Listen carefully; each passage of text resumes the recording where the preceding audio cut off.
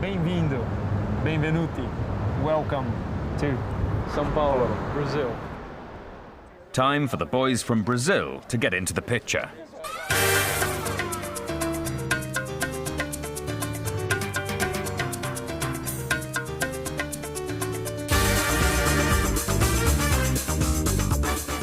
São Paulo is a great city. It's my home city. I love to be here.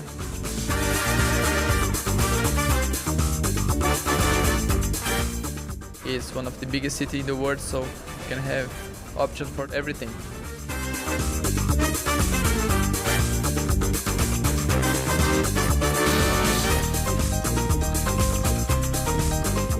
The Brazilian people love Formula One, you know, we have a huge crowd here.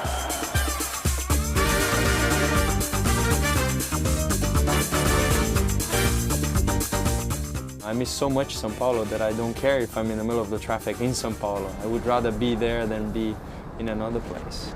I know how works the Brazilian traffic, you know. You have to speed a little bit, and I'm Brazilian, so I know the place. I guess the race starts when you leave the hotel.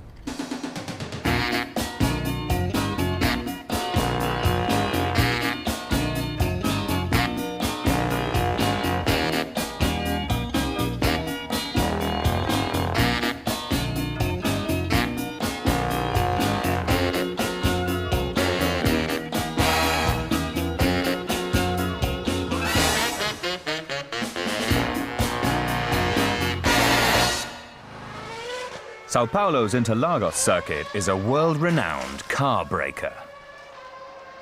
Last year, the bumpy surface caused Sauber to withdraw from the race after both cars suffered rear wing failure.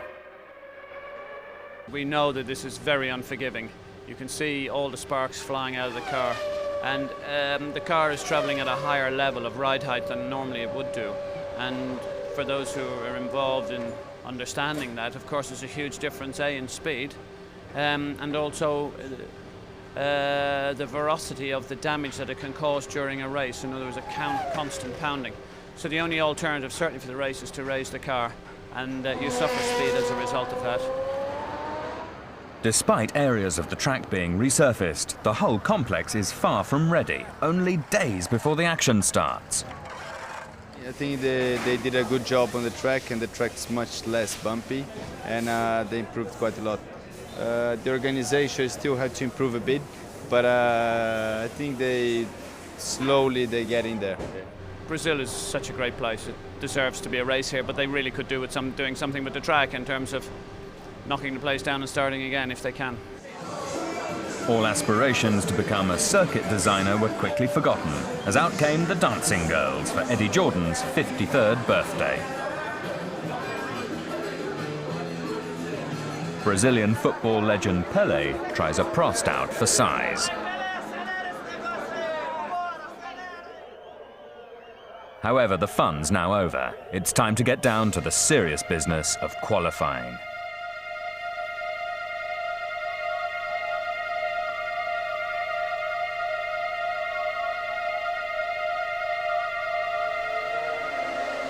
This session proved especially tense for BMW Williams.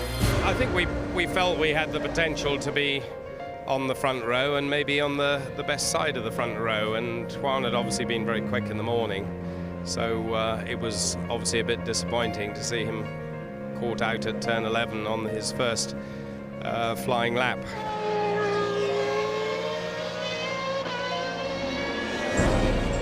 And I gather I jumped up and down a bit, and it was caught on camera, but anyway, he did a very good recovery job when he came back and got into the T car. And I think Ralph felt that it would have been possible to at least match his brother's time.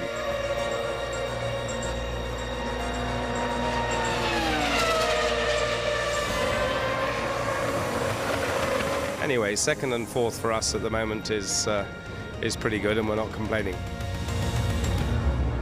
Neither are the Schumachers, who become the first brothers to share a Formula One front.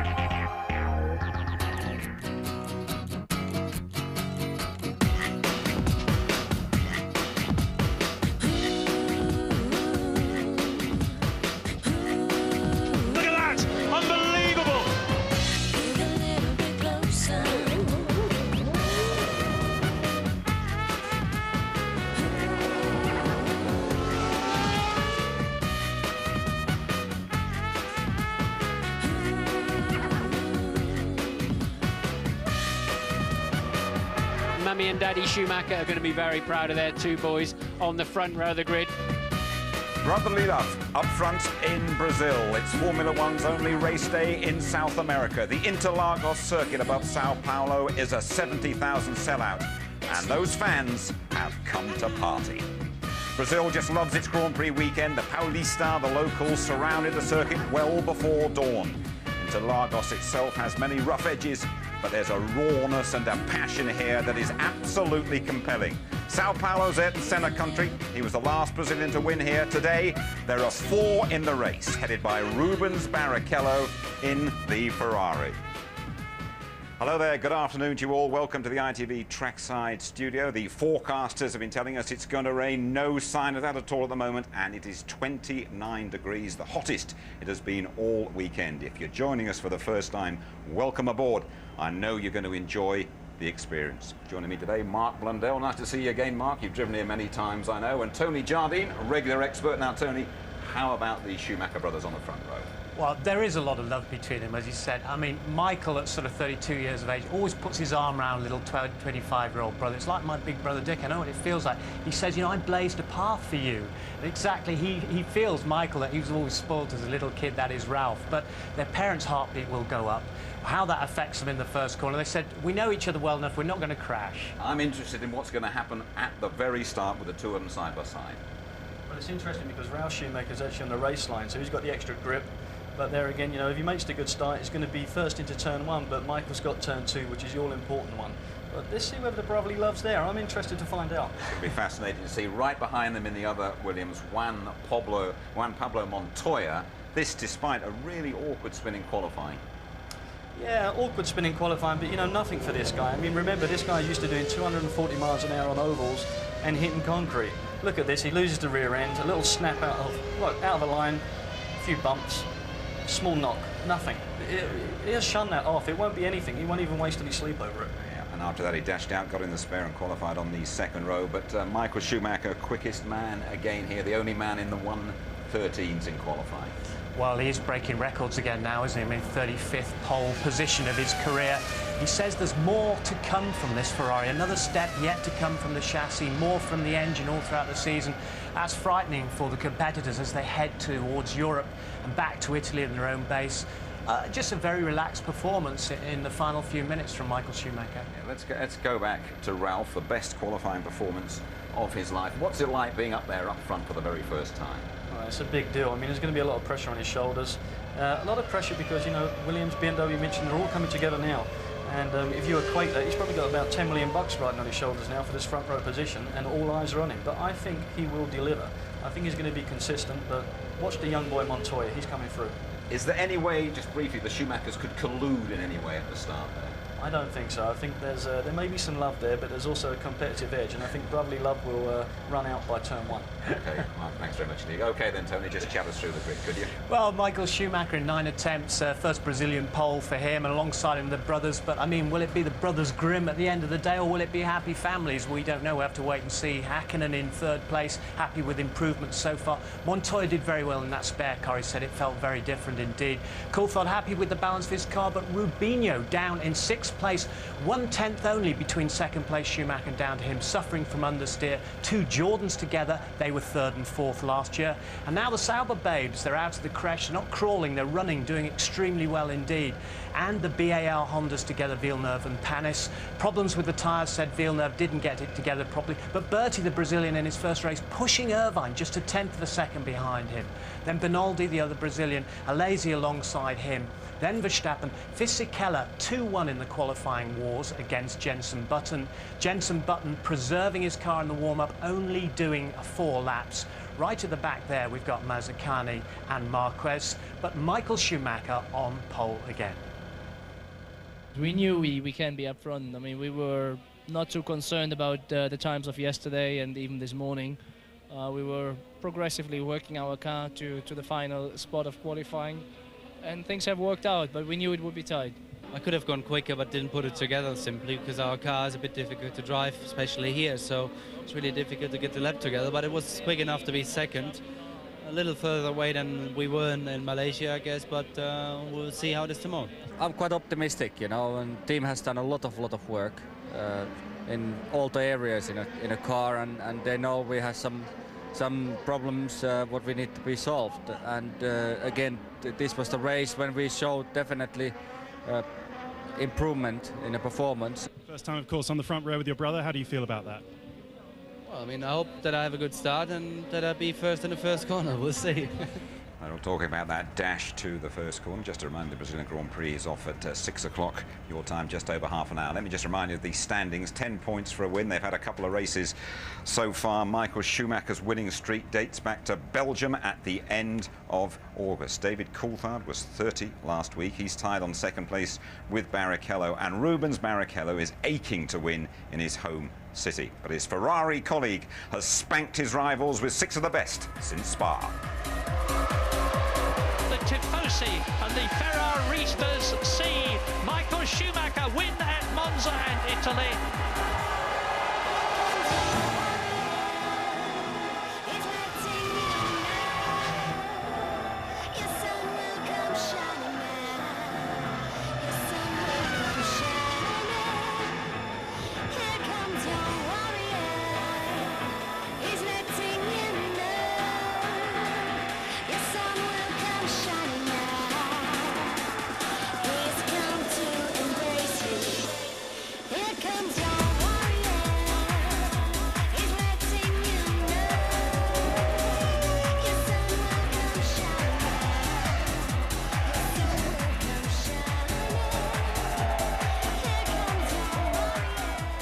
Amazing stuff. Let's just underline the triple world champions' achievements for you.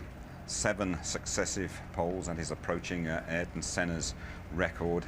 6 wins in a row. Ascari did 9 back in the 50s. But all those wins are from pole, and that is a record. Okay, he's the best driver at the moment. Ferrari has the best car. Now his employers wince every time he plays football, but the German, his own man, stopped off at the Maracanã. Ronaldo playing, as you can see in that picture, the Maracanã in Rio, en route to Sao Paulo here. The match in aid of the children's charity UNICEF.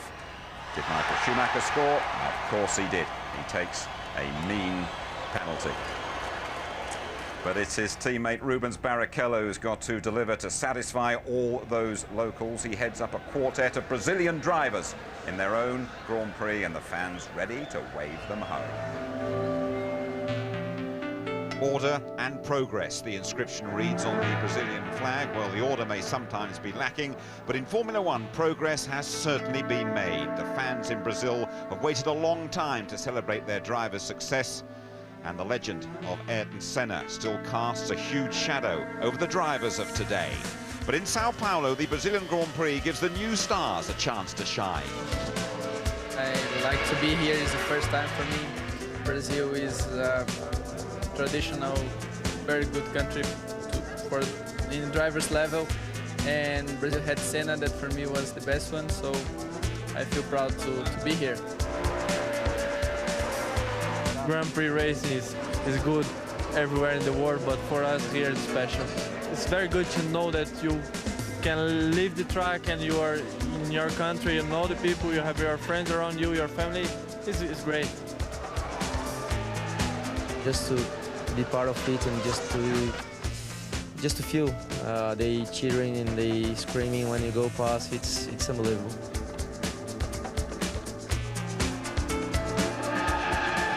In first place, we are much more together than we ever been. We are friends. I mean, Tarso used to live on the same place as Enrique, so they're closer. I know Luciano better, but we are a good bunch of Brazilian working together, trying to help each other.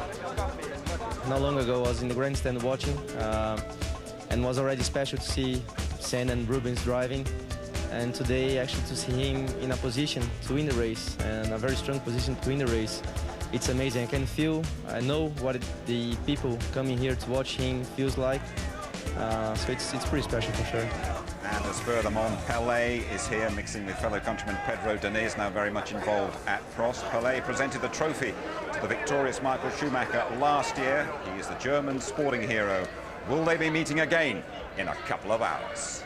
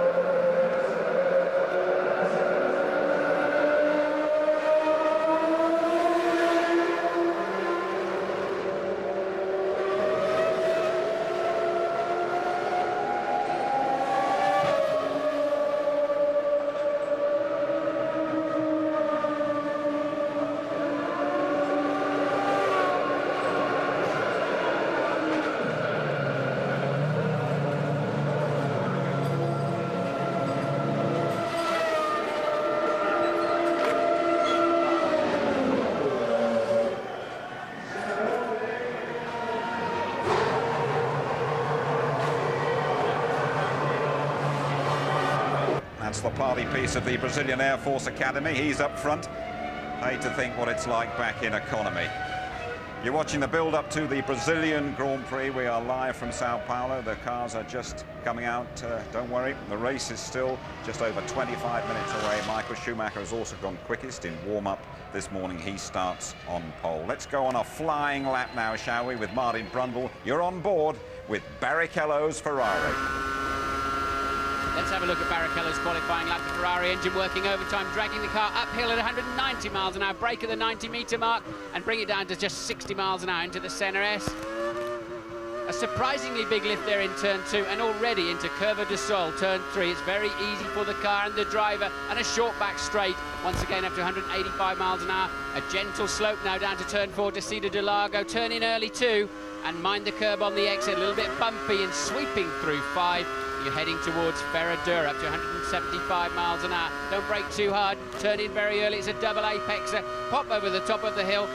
Rubens fighting the car, not firm on the throttle, and straight into Laranca. And he launches then from there into Pinerino, just 55 miles an hour, still fighting that Ferrari. And a short squirt up the hill, and you stay more to the right than you'd first expect into Bica de Pato. All of the grip is on the inside, a lot of understeer there. He really did not touch the apex. Mergullo.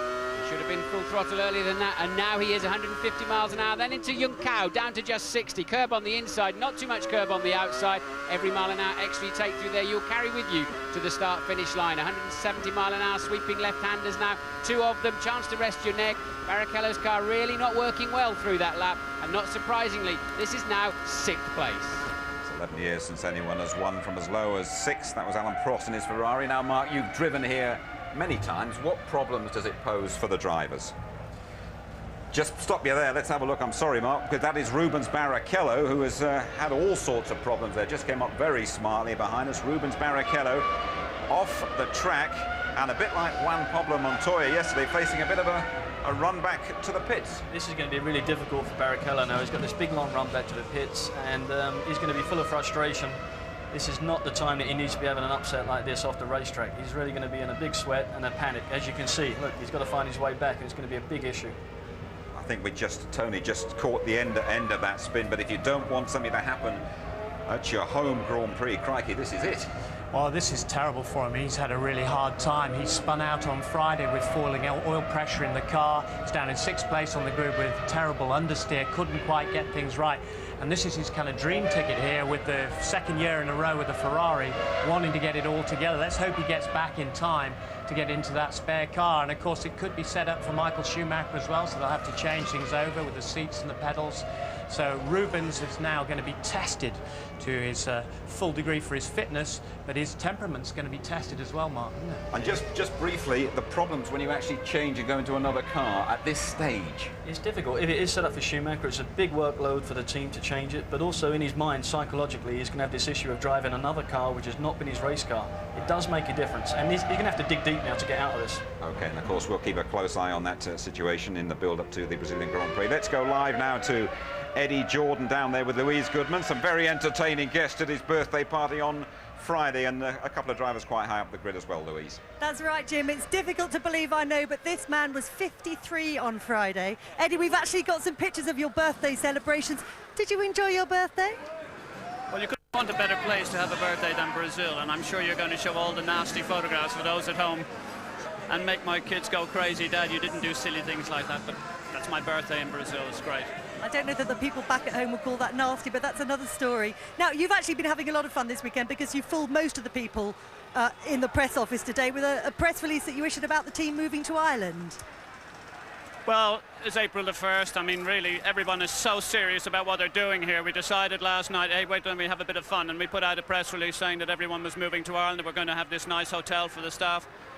Even yourself, Louise, you came down looking for a job because, no, it was fun. It was just a prank, April Fool, and now it's, of course, much more serious. Eddie, just a final word. Tell us about this race, because it gets a slating amongst the teams. It is very disorganised. There's a lot of crime here. But what do you think about the atmosphere of the place? For me, that's the saving grace. Well, you can see by it. I mean, there are two things in South America that are like a passion to everybody, and one is football and the other is motor racing. And Grand Prix racing, this country has developed more and more world champions, whether PK or Senna and all these, and that's why it's so special here. Thanks, EJ. He's been running throughout that interview, close to 30 degrees. I don't know what it's like inside that suit as well, Mark. It'll be very, very hot work indeed for Rubens Barrichello. The race due off in 20 minutes' time. And just give us a quick feeling about what's going to happen to him now, Mark, when he gets back there. He's almost going to be at some point of exhaustion because, you know, like the heat's going to be triple inside that helmet and that suit. You can see him like just jogging down there, but he's got to get his mind together. He's got to pull himself into shape. He's got to settle. He's got to make sure that he's going to be prepared for this race. And he's now got a 2-hour Grand Prix ahead of him. What do you think, Tony? Well, I'm just thinking of his record here. He's been up there. In '96, he managed to get ahead when he was teammates with Martin Brundle in the wet, and then he lost it and he went off the track. Here in '99, when he was with Jackie Stewart's team, he led again on a one-stop strategy. Superb driver, and he wants to do so badly here. He's going to be upset, and I think because of the Latin temperament, I think he's going to be a little bit irrational, a little bit illogical. Let's hope he can just calm it and cool it and get his act together. He hasn't got a great record here, Rubens Barrichello. I feel a lot of you watching me want to know the latest on the British Grand Prix at Silverstone in mid-July. The race is very much on despite the foot and mouth epidemic. I've been talking to Rob Bain, top man at British Motorsport Promoters. He says the race goes ahead unless, of course, Silverstone is closed down. In that eventuality, though, all tickets will be refunded, but some tickets are still available. Very much looks a goer. Good to see Williams up front, isn't it, as we've been saying. Remember, we came in the first year, Jacques Villeneuve won for Williams in his championship year. They've had one or two hard times since then. That BMW engine is now going very well, and this brilliant Colombian there, Juan Pablo Montoya, is right up there, despite a fright in qualifying. Look at that! Unbelievable! Just a little bit too exuberant. This is exactly what he did not want. It's the spare car for Montoya. He has not driven that car around this circuit ever until just now, so Williams have some speed. My car was fast enough to be further up, and just, you know, last two races I was taking it too easy in my first run, and I was losing a lot of time, so I said, just go for it, and I went a bit too far.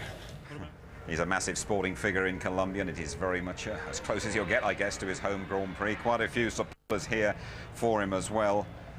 Meantime, his teammate Ralf Schumacher produced an absolutely brilliant time in qualifying, his best performance ever of his career for Ralf Schumacher, and he spoke to James Allen about it.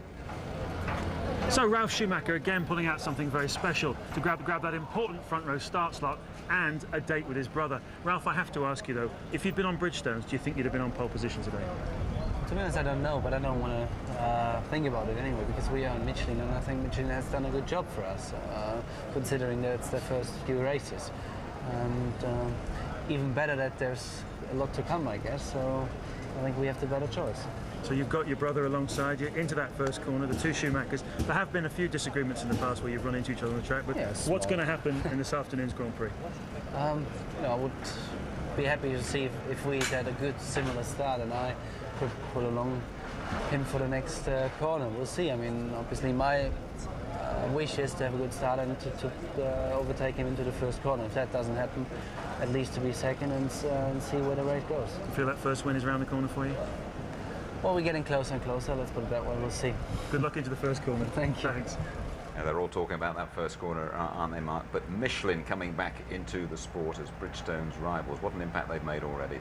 They have, and you know, it's only their third race, and everybody now expects them, because they're on the front row, to do even better. But if I were Williams at this point, I'd take a little bit of a different view. I'd maybe let Ralf Schumacher take the normal route with one stop, and the flyer, Montoya, maybe put him on a light load and get 2 stops in and see if he can charge to the front, let him feel what it's like up there. And then Michelin also can get 2 lots of data. It's good for the future. Tony, what do you feel about the tactics in this race? Well, it's difficult to say. I spoke to Trevor Foster, the managing director of Jordan, before, and he was suggesting they might go on 2 stops or 1 stop. But I don't think there's a lot in it between the tyres. They're saying the Michelin likes the heat. They showed that in Malaysia very well, but I think the tyres are pretty much on a par now. It's amazing the way Michelin have caught up. But tremendous improvements from the Williams BMW, and I think we were talking about that before. You know, Gavin Fisher, the aerodynamicist, for example, has done a lot of work on the aero, and they're saying, Juan Pablo Montoya saying, I can feel the difference in the car now. Just look at this feverish activity going on here on Rubens Barrichello, and all of Brazil will be holding its breath, really. looking at these pictures, Barrichello's so keen to win here. He's got a miserable record on his home Grand Prix. Just to tell you what's happened if you're just joining us on ITV, the Brazilian Grand Prix is 15 minutes away, and Barrichello came off really on the formation lap, wasn't it, really? And he's now, time is of the essence. Tony? Well, the pit lane closes very soon, should close at 1:45. They might just do it. Mark's just looking at his watch there. There's the big chair you can hear coming from the grandstand. Their hero, Rubinho, the guy that was born just on the other side of the circuit here, started racing here at 8 years of age. Last year, they had hydraulic failure in this Ferrari as well. A disappointment, terrible for a racing driver, I think. This is immense pressure on this guy. I mean, just think about it. Look at the crowd now, they're roaring, but just think he's got it all on his shoulders. Everybody who's here is in a red shirt, and Barrichello's the boy. And I feel for the guy at this point. He's now got to turn it on, and I really hope he does. And meantime, Herr Schumacher sits very quietly. We know he never sweats, even in this heat, sits very quietly and watches it all happen around him, Tony. Well, he came back into the pits because they had plenty of time to do that, so he had the fans pointing on him, the big cooling fans in the cockpit.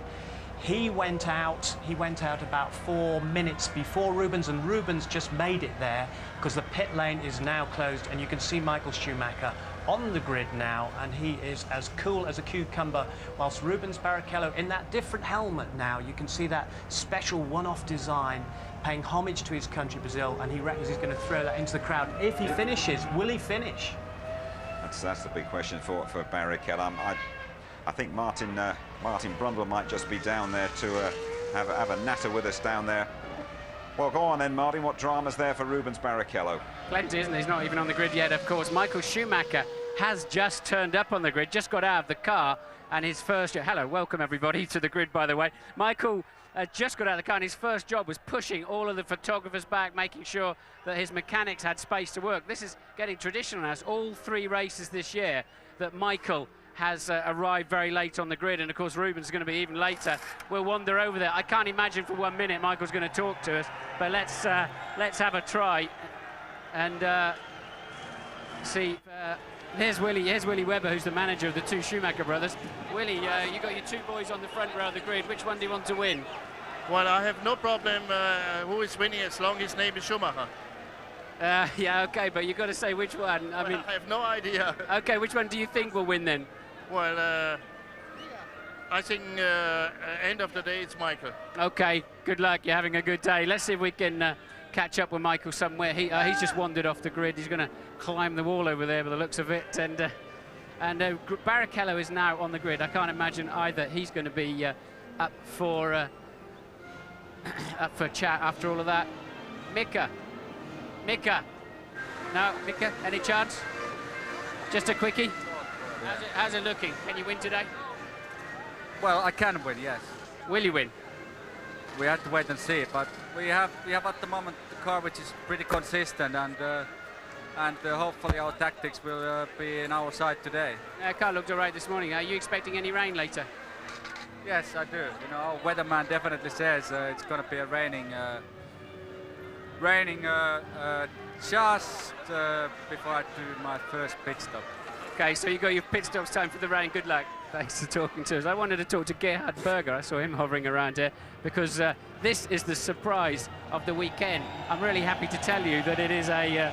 that's all right, buddy. You know, don't worry about it. I'm really happy to tell you that this is a 6-car race today, and these 2 cars over here on the Michelins, and we really don't know. I'm bumping into Gerhard. I really don't know how well they're going to last. Gerhard, you got a pretty fast engine in the back of the Williams. What about the tyres? Are the Michelins going to be up to it today?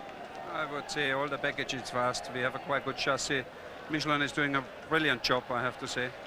But again, now it's race, not qualifying, and we are looking to get some points. You think this is a 1-stop race or a 2-stop race to win it? 3 stops. 3 stops, yeah. You're expecting some problems, yeah. So do you think there's a chance today to win this race for Ralph, for example? And Montoya could have been on the front row if he didn't fall off the road. No, I don't think we are ready to win races. I think Ferrari is very, very strong. McLaren is strong. I think we are progressing. We are coming closer, but we're still going to take a bit more time.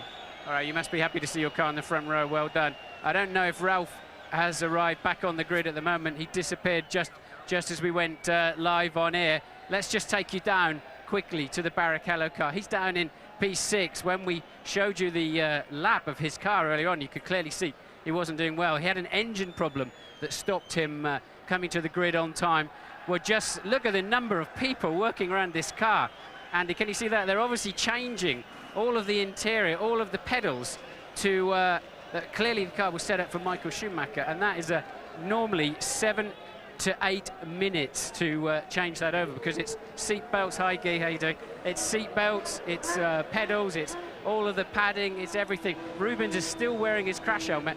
He's not obviously going to be in talkative mode, but just come in here and just see the drama that's going on.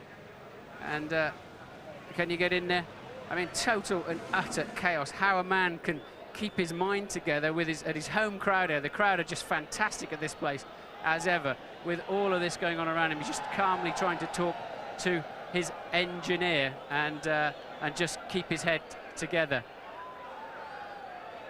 Now he's got to meet somebody. Look at this. Look, now he's got to say hello to somebody. I can't imagine who the lady with a rather lot of rips in her coat has managed to meet Rubens Barrichello. That's astonishing. That's Naomi Campbell, of course, but that's astonishing. He's got to actually meet and greet people. Naomi, what did he say to you? Who? Rubens. Nothing. I've never spoken to him before. He's a sweetheart. He just wanted to come and sort of say good luck. Do you know he broke down on the warm-up lap? No, he didn't, did he? Yeah, he did. He had to run. Break down the one since we're doing the best. Yeah, well, when you have days like that, normally that's the day you go forward and win. But good I talk think to you. Brazil was a great Grand Prix. Yeah, it is, isn't it? It's a good place to come to. Good to see you later. You too. Thank you very much. No, I haven't met this lady. Sorry, I don't know who the lady is. I'm really sorry. I'll find out for next time. Well, I think that's enough from the grid. Back to you in the studio. Great stuff down there, Martin. Thank you very much indeed. Naomi Campbell proving you always see more on the telly. Stand by, though, for a little piece of Formula One history. Two brothers, the Schumachers, Michael and Ralph, starting a Grand Prix from the front row. What will Rubens Barrichello do here after all those dramas? If recent history is anything to go by, the winner here at Interlagos goes on to take to the first corner. Well, I don't know. At the moment I've got a problem with my race car, so I swapped on the T car. I hope it's gonna be okay, but as you say, it's very important to get out from the first corner. Now, the T car, was that set up for you in the first place or for Heinz Harald? Well, set it up for me, so normally it should be okay, but it's never nice when you start with a T car. Best of luck. Thank you very much.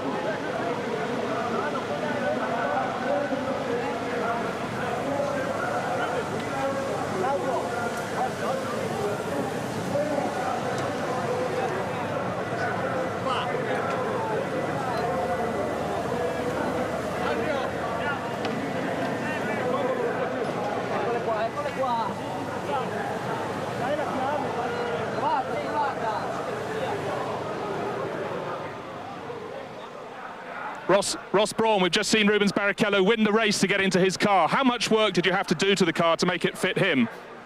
It's a lot. It's pedals, seat, belts, the whole thing. So they did a great job to do it in the time we had. We're just sort of polishing off now.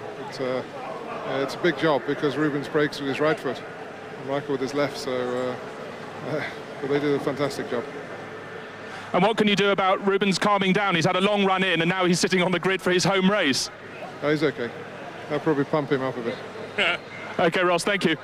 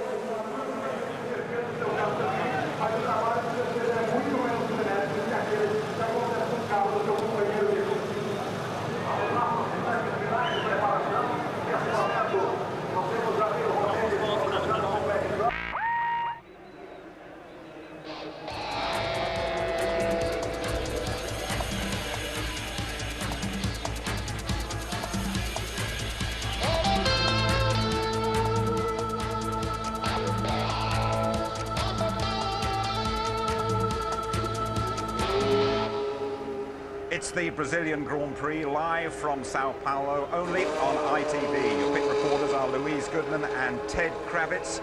Murray Walker isn't with us. This is the first of 5 races that Murray is missing in his farewell season. So alongside Martin Brundle in the commentary box, a special welcome to James Allen. Well, there's only one place in the world we could be today. The crowd have been in here since 7 o'clock this morning, banging their drums, doing Mexican waves, shouting, you name it. It's colourful, it's noisy, and like the potent cocktail they serve here called caipirinha, it's an assault on all your senses. The crowd's nerves have certainly been tested already. Just before the race, Rubens Barrichello, the race car broke on his formation lap. He had to run back to the pits and made it out just 30 seconds before the pit lane exit closed in the spare car. Great deal of work going on the grid on Rubens's car as we speak. The mechanics will have to clear the grid shortly, though. We've got 3 minutes and 40 seconds until we get going with this Brazilian Grand Prix. So, what kind of race is in prospect? Well, the first thing you need to know is that just 1/10 of a second separates 2nd and 6th on the grid. Yes, folks, it's that close. The second thing is that it's Williams and not McLaren who are posing the biggest threat to Ferrari here today. Ralf Schumacher lining up alongside his brother. And just a few moments ago, we saw Ralf and Michael shaking hands on the grid, wishing each other luck. Tremendous amount of brotherly spirit between these two, but they have had their run-ins in the past.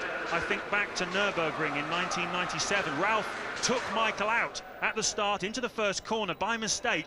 As 3 minutes now until the formation lap, he took him out by mistake, and in fact that probably ended Michael's chances of winning the 97 World Championship. Certainly put him on the back foot and gave the advantage to Villeneuve. Ralf told a very amusing story yesterday when I caught up with him and had a chat. Apparently when they used to kart race against each other, Michael would specialise in getting very close up behind Ralf if he was leading and pulling off his exhaust pipe deliberately just to put him out. So will they put each other out into the first corner? Time will tell, but for sure it will not want that kind of embarrassment. We heard Willy Weber, the manager of both of the two Schumacher brothers, and what a wealthy man and what a perceptive man he certainly is. We heard him say he thought that Michael was the favourite today. That's certainly the way that most of us here in Sao Paulo at Interlagos in the paddock feel. This race should be Michael's unless he has some kind of problem, but it really is very, very close indeed, and you can see on the grid just how close it was in qualifying between P2 and P6 in particular. But look, the two Jordans are very close as well, and then we have the Saubers going very strongly as well in the top 10. Juan Montoya worth watching out for. We heard Mark Blundell in the build-up to the race saying he thought that Williams might try 2 stops with Montoya. And, well, that would certainly be worth watching. It is possible to pass cars. Look at the sweat on Rubens Barrichello's face. He really, really will be pumped up, and he'll be ready for this, definitely. It'll certainly give him a charge. Terribly disappointed he was yesterday to qualify a lowly 6th place. Had terrible understeer on that Ferrari, whereas Michael Schumacher sailed serenely on. But after grabbing his 7th consecutive pole position yesterday, Michael said, quote, "This winning streak must end soon." Well, it's pretty fatalistic words from Michael. Will it end here today? Well, on paper, Martin, you would have to say only a problem would stop him. Yes, I thought he was tempting fate also in a press release yesterday, saying, "I'm pleased to have my little brother on the front row. We know each other so well, we won't crash together." And I think that's very much tempting fate. But clearly, every time I go on that grid, it always surprises me just how steep the hill is that they climb up just after the start, and this grid is in a dip, in a bowl, so you're either rolling downhill or rolling backwards if you're nearer the front of the grid, and it is a tricky start, and you do tend to have a lot of problems, and it's impossible for those two brothers to try to choreograph the first corner, especially with Häkkinen just behind them. It was an excellent grid walk. You got very close to the tension on Rubens Barrichello. What did it feel like down the grid? Well, it was amazingly tense. I couldn't believe how calm Rubens was, and then having to meet and greet people all at the same time.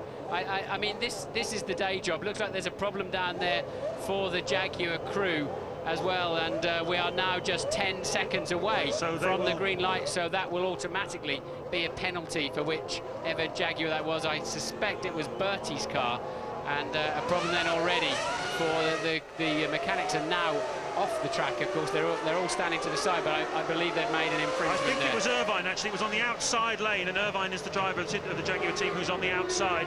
But anyway, they go off on their formation lap now into the first corner. the Descida do Sol, and then the Senna S. Everybody's safely away from onto the formation lap, I think. Nobody left behind. You can see the mechanics at the top of the screen just clearing the grid. It's an amazing rush of colour. Everyone's sweating and dashing to get back to the pit lanes with all that very heavy pit equipment. It's in the driver's hands now. Only they can decide what happens. The mechanics will have a role to play in the pit stops. We might see 2 from some cars, 1 from others. I'll tell you a little later what my feelings on that are, but everybody going away on the formation lap, Martin. Yeah, an important lap then to try to bring your temperatures down a bit. They get high sitting just those few seconds on the line, and of course they get even higher when you finally get around. It takes some 45 seconds for the grid to form up when they get round to the start-finish line, and massive temperature there. Clearly there's only air cooling on them, there's no fans whatsoever, so it's an important lap to get those temperatures as low as you can, try to get some heat in the brakes and the tyres, and generally prepare yourself for what is a pretty tricky start. And it all narrows down into a funnel when you get into turn 1, and really this track is so dirty around the outside there, James, it often causes problems, as we know. I was interested to hear that, very interested to hear from Mika Häkkinen that he thought it was going to rain today. Certainly at the moment, looking out across the racetrack, we've got the city of Sao Paulo, 3rd biggest city in the world, the largest city in South America, bathed in shade. We're in the sunshine here. There are some clouds in the distance, and we're getting word from the pit lane that indeed Eddie Irvine is being investigated by the race stewards. So the mechanic's not leaving the grid quite on time, and Irvine, he didn't really need any more problems, but he's got some. It's quite a short lap here. We know the pole position was a 1:13.7, so they're round, and they were still hauling all of the equipment off the line, the generators and spare wheels, etc, etc. So a bit touch and go here for the mechanics to get out of the way. So they're forming up on the grid. We heard Mark Blundell talking about the uphill start, and you yourself were saying, Martin, how you get a bit of an idea of the gradient, but the TV pictures don't really convey it, and particularly the final corner up to the start-finish, a tremendous hill. But everybody forming up on the grid now, and Michael Schumacher and his brother Ralph have been sitting there for a good half a minute now. The temperature's rising all the time.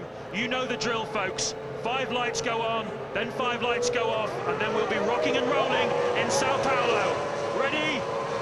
Ready, ready, go! Great start by Schumacher. Häkkinen stalled.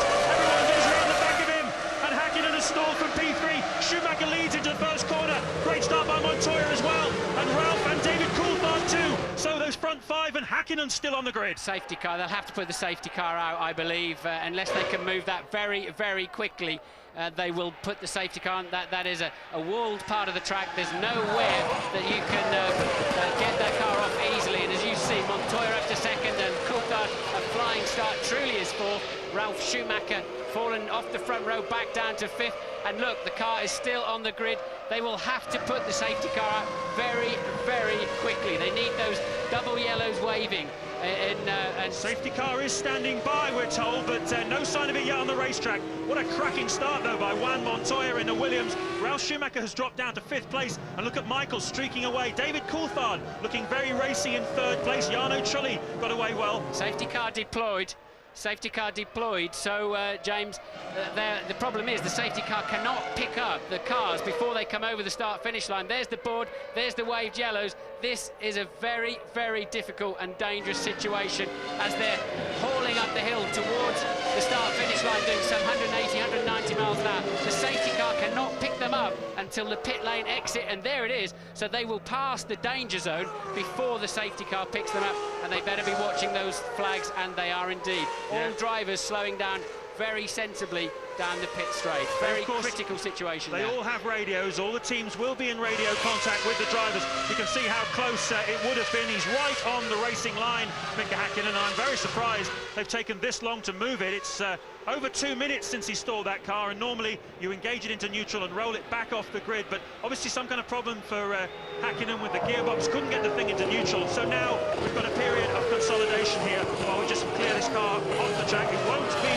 very long before the safety car comes in off the track. In fact, it may be as little as 1 lap, because we want to go racing here in Interlagos. The McLaren now has been pushed off the racetrack, and safety car will be coming straight in, so it's going to be green flag more or less straight away. You can see the lights will go out on the safety car, and we'll be racing again. And watch Montoya, he's going to be right behind the Ferrari. But Ted Kravitz, what can you tell us? Well, James, I'm actually at the front of the McLaren garage. Mika Häkkinen just having a word with engine boss Mario Ilian as he comes in. I can tell you Ron Dennis and Norbert Haug were watching the same pictures you were watching, and as soon as it happened, they just put their hands to the heavens. They look absolutely gutted. Thank you, Ted. We're just looking at a replay, Martin. Brilliant driving from all of the field. He was third on the grid, so brilliant driving from 19 other. There he is waving his arms already. It was probably too late for the start to be aborted, and nobody even touched that McLaren, and that is a miracle. That on the start or at the end of the first lap, that could have been a mother and father of a shunt. The yellow flag is waving. You can see the other side of the blue bridge there, but it was too late. Once that computer procedure started, and is really in the final throes of getting the cars away, it cannot be stopped. But we're racing again here at Interlagos. Michael Schumacher leading the way as they come up the long hill to cross the start-finish line. And look at Juan Montoya, he's looking very racy indeed. Already trying to charge down the inside of Michael Schumacher. This is what we were promised when Montoya came into Formula One. A feisty, aggressive racer, and we've got it. Montoya leads at Interlagos. Michael Schumacher second, David Coulthard third. Fantastic. Well, there's a warning shot, isn't there, already for Michael Schumacher. Montoya is well known to be very good and very aggressive in traffic. Oh, and that's Barrichello. That's finished his afternoon off, hasn't it? And he's hit Ralf Schumacher up the back. Rubens Barrichello trying to be a bit too aggressive into late descent, and what a dramatic start to this Brazilian Grand Prix. Unbelievable incident from start to finish. Rubens' race car, of course, packed up on the formation lap. Take us through it, Martin. Yeah, well, look, Barrichello steaming in very late behind and just missed his braking point, really. Ralf quite cautious. That's the second time this year that somebody has run into the back of Ralf. We saw it, of course, we saw it with Villeneuve in Melbourne, and it just seems as if Barrichello was unsighted. Ralf there having to watch the Jordan, the rear wing goes, so Ralf is out of the race. That's a 1 hour job to fix that at least.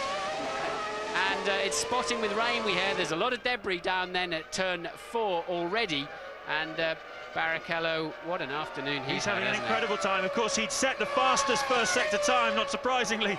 Just before he did that, he really had the bit between his teeth, the local hero. But Montoya is still leading this motor race. Michael Schumacher is second, Coulthard third, Trulli fourth, Frentzen is fifth, Villeneuve, great effort from him at the start up to 6th place. Heidfeld has gone from 10th to 7th. Raikkonen is right behind him, his teammate in the Sauber. Eddie Irvine, who's under investigation for problems at the start, is in 9th place. Alesi has made a great move up into 10th place. And of course, we've lost Ralf Schumacher, we've lost Rubens Barrichello already. So Montoya leading. And Häkkinen, of course. Häkkinen stalling on the line. He's got 1 point then from the first 3 races. Mika Häkkinen, he cannot take the spare car and restart this car.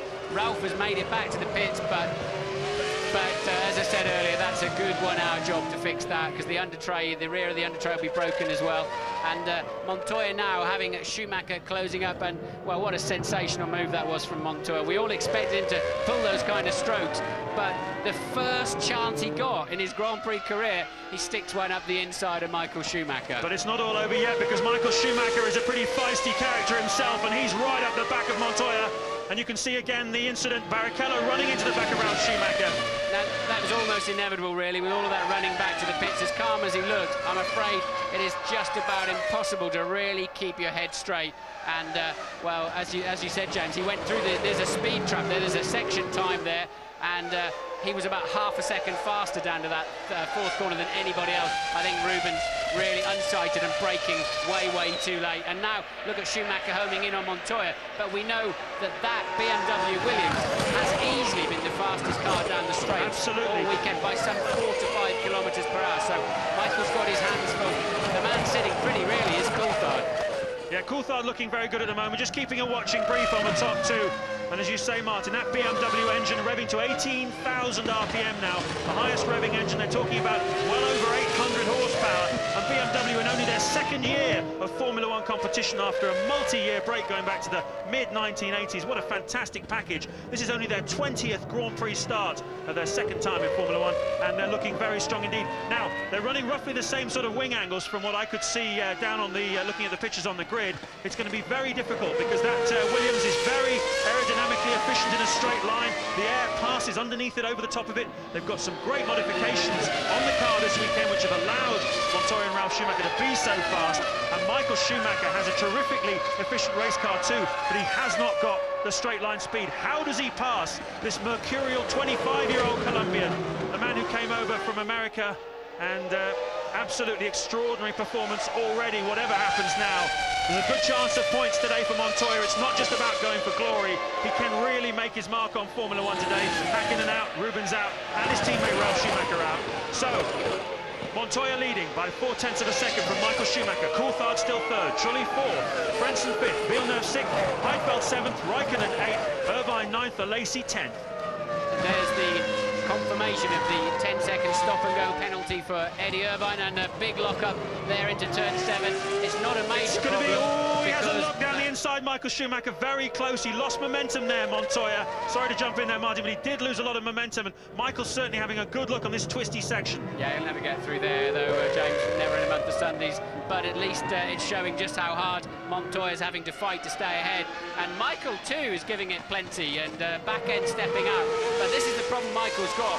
Montoya is faster down the straight, and here we go with a replay of that very, very brave first corner move there. Michael, of course, is up for a championship. He's got more to lose than Montoya, and that was a real racer's move. Fantastic move by Juan Montoya. We saw in America a couple of years ago, he put an incredible move on, well, he put lots of incredible moves on a lot of people, Juan Montoya, to win the IndyCar Championship, and he's done it again to the best driver in Formula One. He said he was going to do this, and he's now leading on lap 6 of this 71-lap Grand Prix as Eddie Irvine comes in to serve his 10-second stop-and-go penalty. That's going to lose him about 32 seconds of race time and drop him way, way down. He was in 9th place. He's going to be about 19th or 20th when he rejoins.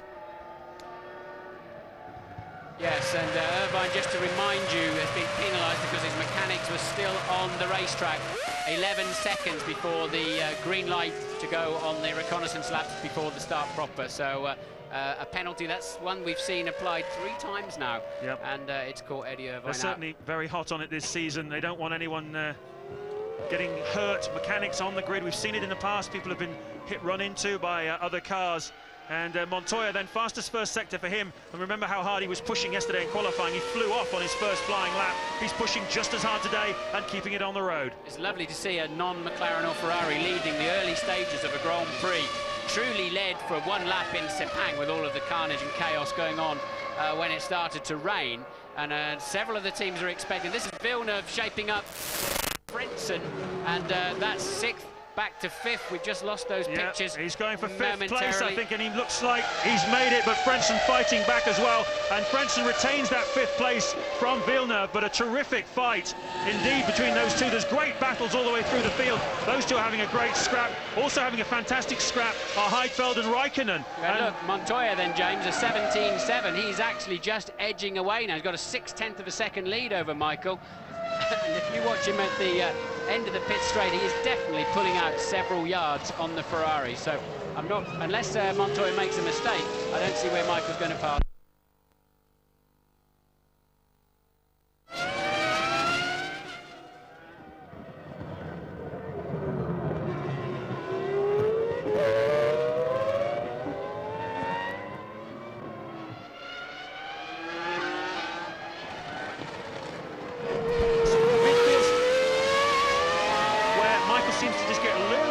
Up to Montoya, and it's just pulling up the hill where the engine power is all important, Martin. This is where Montoya is able to just give himself that breathing space, and let's face it, the best place to pass at Interlagos is into turn 1, and you cannot do it unless you've got the grunt to get you up the hill. Well, exactly where Montoya passed Michael, of course. I hope you're hearing us at home, because we've lost an awful lot of electricity, sound and pictures here up in the commentary box, but if you can hear us, then you're shaping up to see a great race between new boy Montoya and Michael Schumacher. We don't know what strategies they're on at the moment.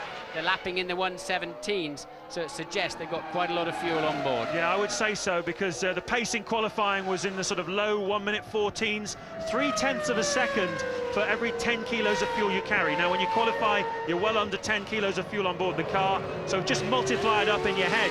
If you've got a one-stop fuel load on board, you're looking at something like 80 or 90 kilos of fuel, so that's 8 times 0.3. That's about 2.4 seconds in total on top of what your qualifying pace was. That looks like what we're talking about here for Montoya. Montoya. Huge lockup, though, for the Colombian. It's early days yet. That's a replay of the incident just before, where Michael was able just to get alongside, just to have his first proper look. But it's pretty much the status quo at the front. There's nothing to choose between the two of them.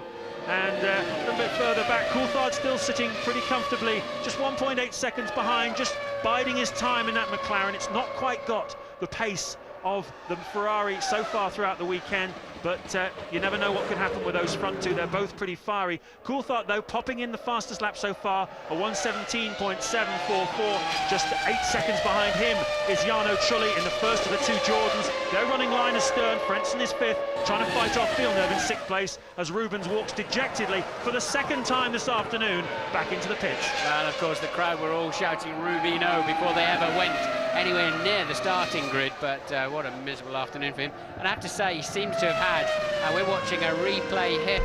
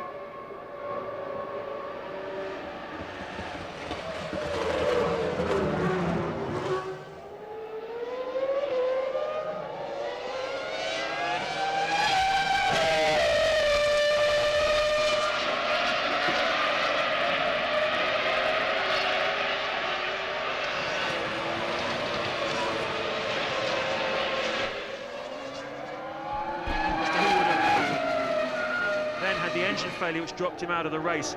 So it's... This is a replay then of Ralf Schumacher, who is in the race. This is effectively a test session for him now, because he's a full 4 laps down on the leader, but they clearly just threw a rear wing on it.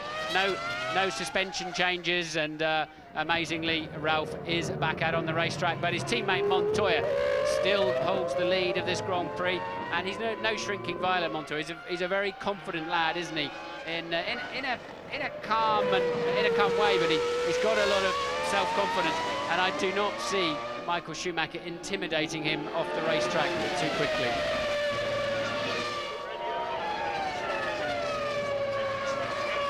By now in 19th place, as we suggested he would be, so it's cost him dearly, that mistake, because his teammate Luciano Berti is up in 12th place, and Irvine was well into the top 10 when he was called in for the stop-and-go penalty. So yet more rotten luck for Eddie Irvine. He's really having a terrible season, his second season with the Jaguar team, and only once has he been in the points here in Brazil, back in 1999, as Villeneuve comes coasting into the pit lane. He's got some kind of problem in the British-American Racing Honda.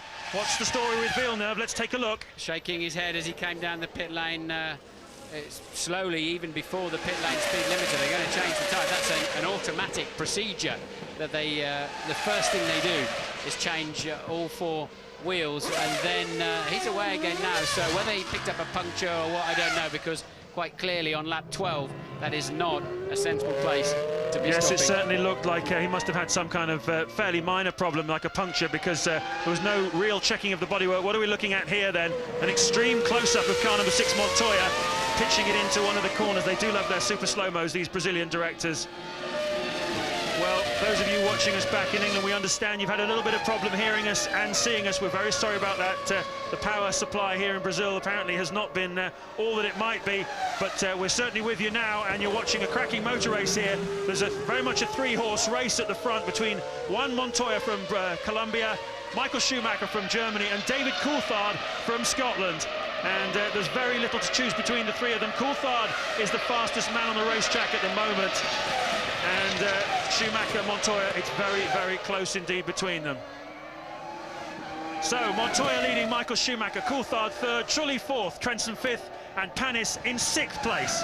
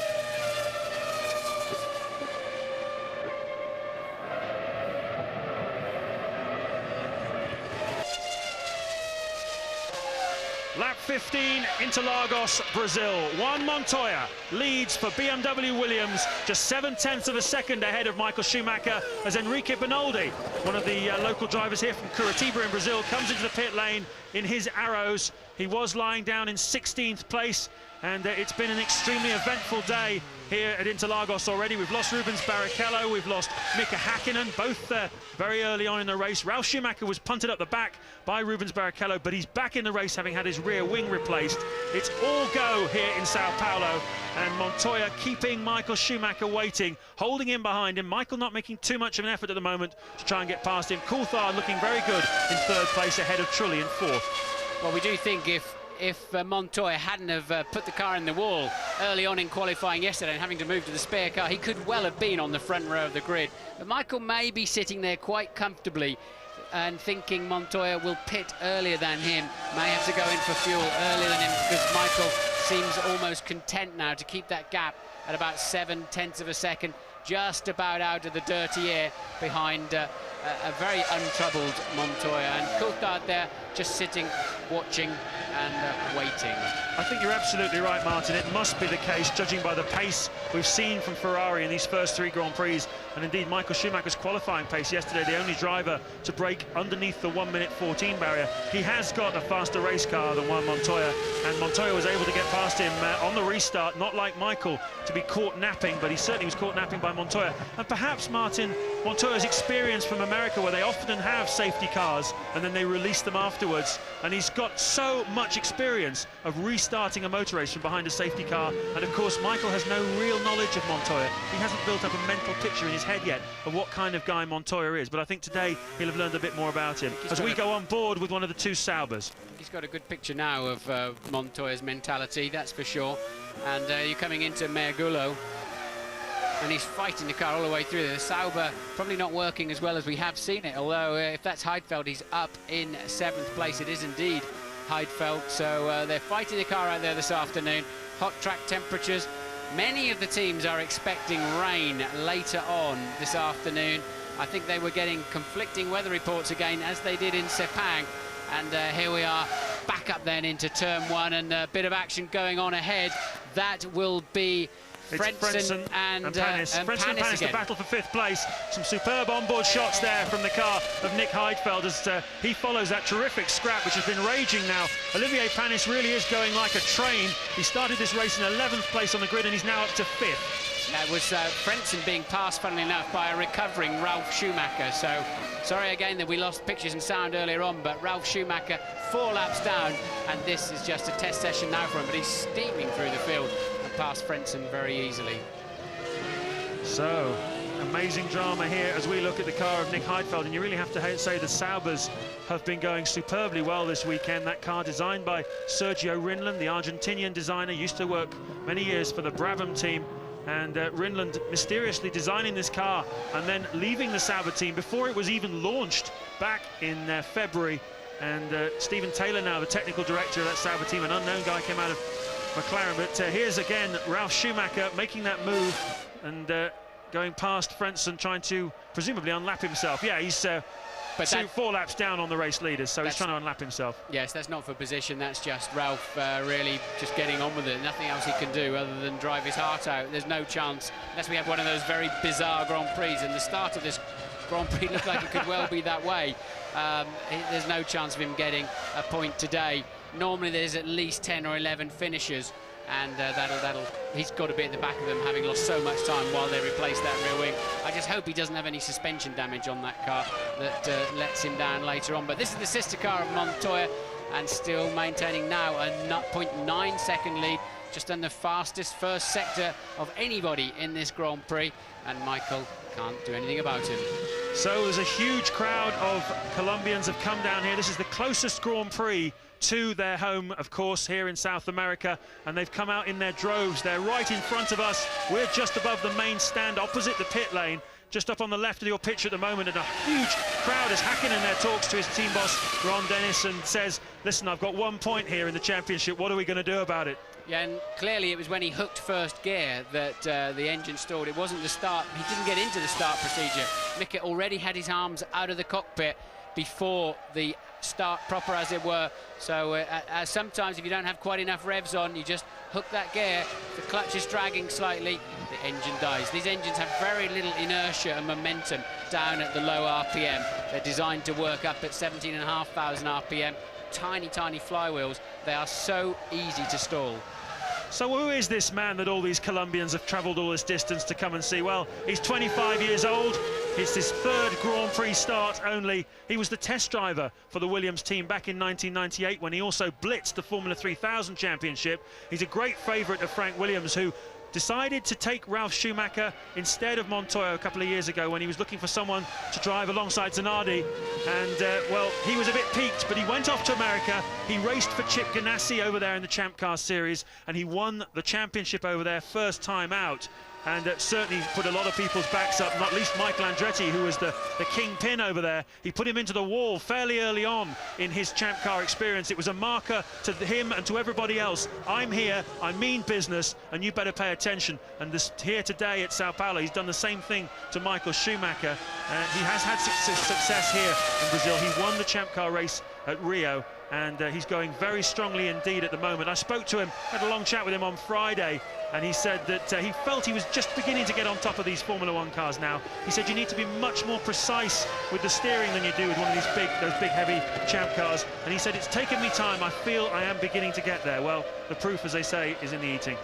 This is another replay then of this time. This was Panis taking position from Frentzen. That's quite a lot earlier on in the race, actually. So Panis has been in 5th for some time now. In fact, that's Panis taking Trulli, I'm sorry.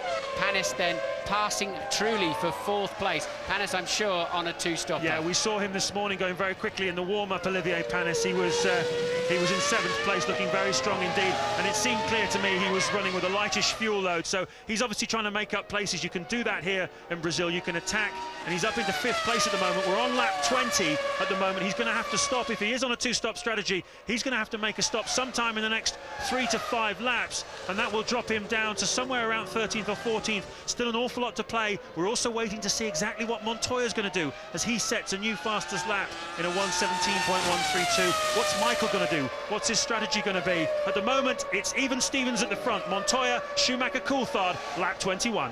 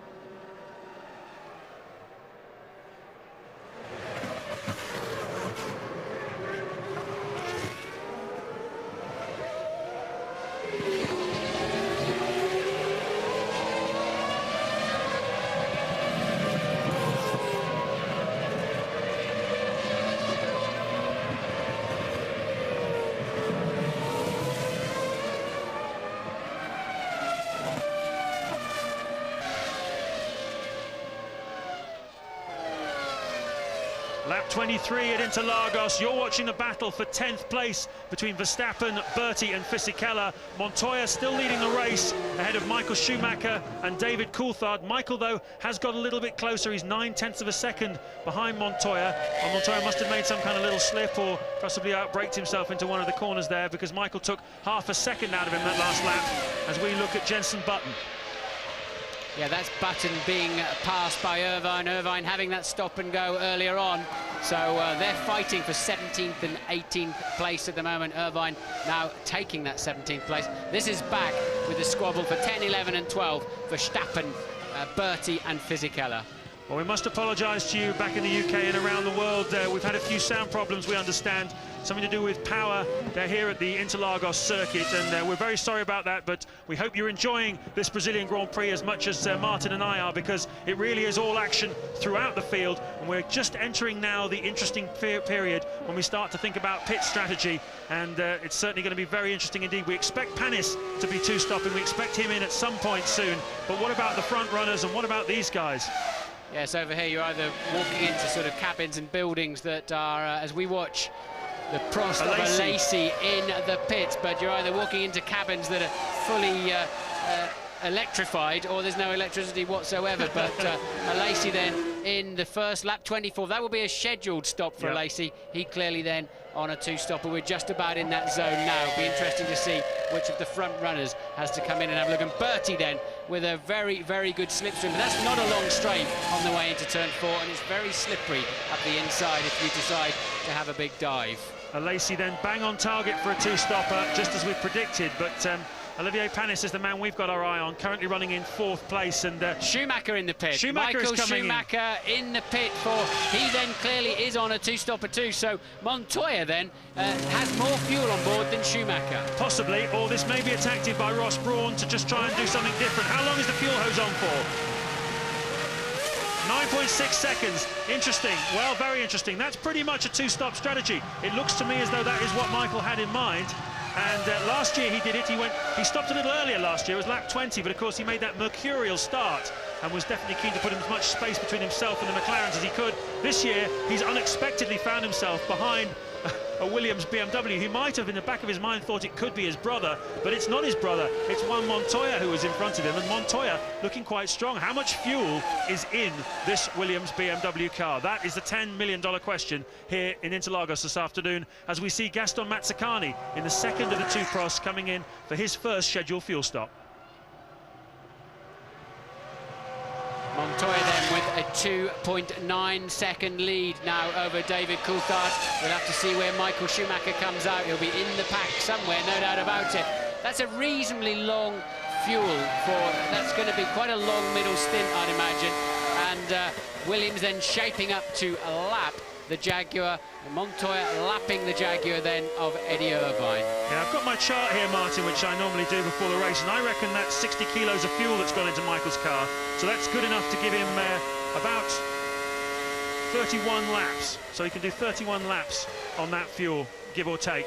About 60 kilos of fuel has gone in. Now, I just wonder, in the back of my mind, whether they're doing some sort of switch here to deliberately put Michael out of sequence with Montoya, perhaps to give Montoya a, I don't know, just to mess around with his head. No, I think they'll be looking at the traffic further down the field, and they'll have worked out where Michael will feed back in and hope he has a bit of clear space and clear air then to pump his famous mid-race lap times in and leapfrog Montoya somewhere. But if Montoya's on a one-stopper, that's not going to work. Let's listen to his technique. Very cautious through there. That is where he flew off the road yesterday. Very calm, isn't it? I mean, a little bit of oversteer. I noticed that several times when we've gone on board with Montoya.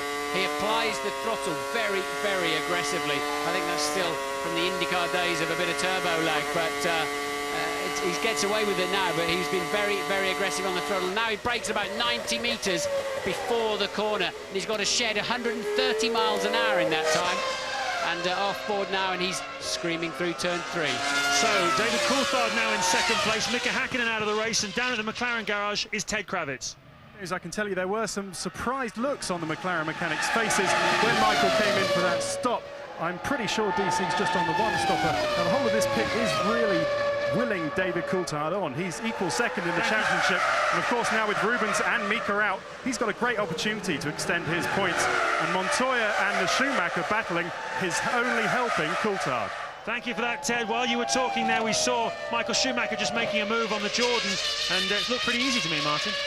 It's considering how much fuel, of course, Michael's got on board. We know he's just been in for a tankful. Of course, he is on fresh tyres, but we've seen a lot of cars pass the Jordans in a straight line this afternoon. They must be running a lot of wing and a lot of fuel. They could be fueled up over 100 kilos to go a very, very long one-stopper, but Michael then immediately back up into 5th place. And BAR are getting ready for a pit stop. Is it going to be Olivier Panis or is it going to be Jacques Villeneuve? We've seen Villeneuve in already, as we see here the Williams of Montoya lapping the Minardi into turn 1, and we expected to see Panis coming in.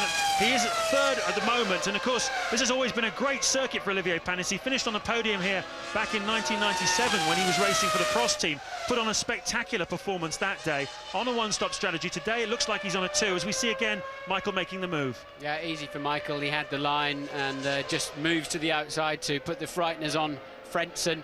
But Michael already then the fastest man in the mid-sector, and this could be a 10-12 lap storm for Michael to try to leapfrog that Williams. Looks like it. Here's the BAR in the pits. Which one is it? It looks like it's Panis. It is indeed 8.4, bang on schedule. A little bit late indeed coming in on lap 28 for a 2-stopper, but short-fueled it, so he's obviously going to sprint now this next segment. And keep your eyes on Olivier Panis, folks, because there's an awful lot more to come from him. And in the battle, of course, a terrific battle raging between BAR and the Jordan team, both powered by the Honda engines. Currently, it's honours to BAR. They're looking pretty strong, although that stop will have promoted Trulli now. So Trulli will be in front of the first of the BARs. But look at this slide. Big slide there from in turn 7. He hooked the right front on the curve, and it tends to pluck the car in sometimes. And Montoya still pushing hard, but I tell you what, if he goes to about lap 35 here, you know, that's going to shock an awful lot of people in the Formula 1 pit lane if that's on a one-stop fuel, and easily matching Michael Schumacher's pace. And Coulthard had a slow lap the last time around. I'm assuming that's Button coming in the pits for his first stop of the afternoon. I'm assuming Coulthard must have met some traffic because his pace down to turn 3 is back on schedule. Wretched afternoon once again for Jenson Button.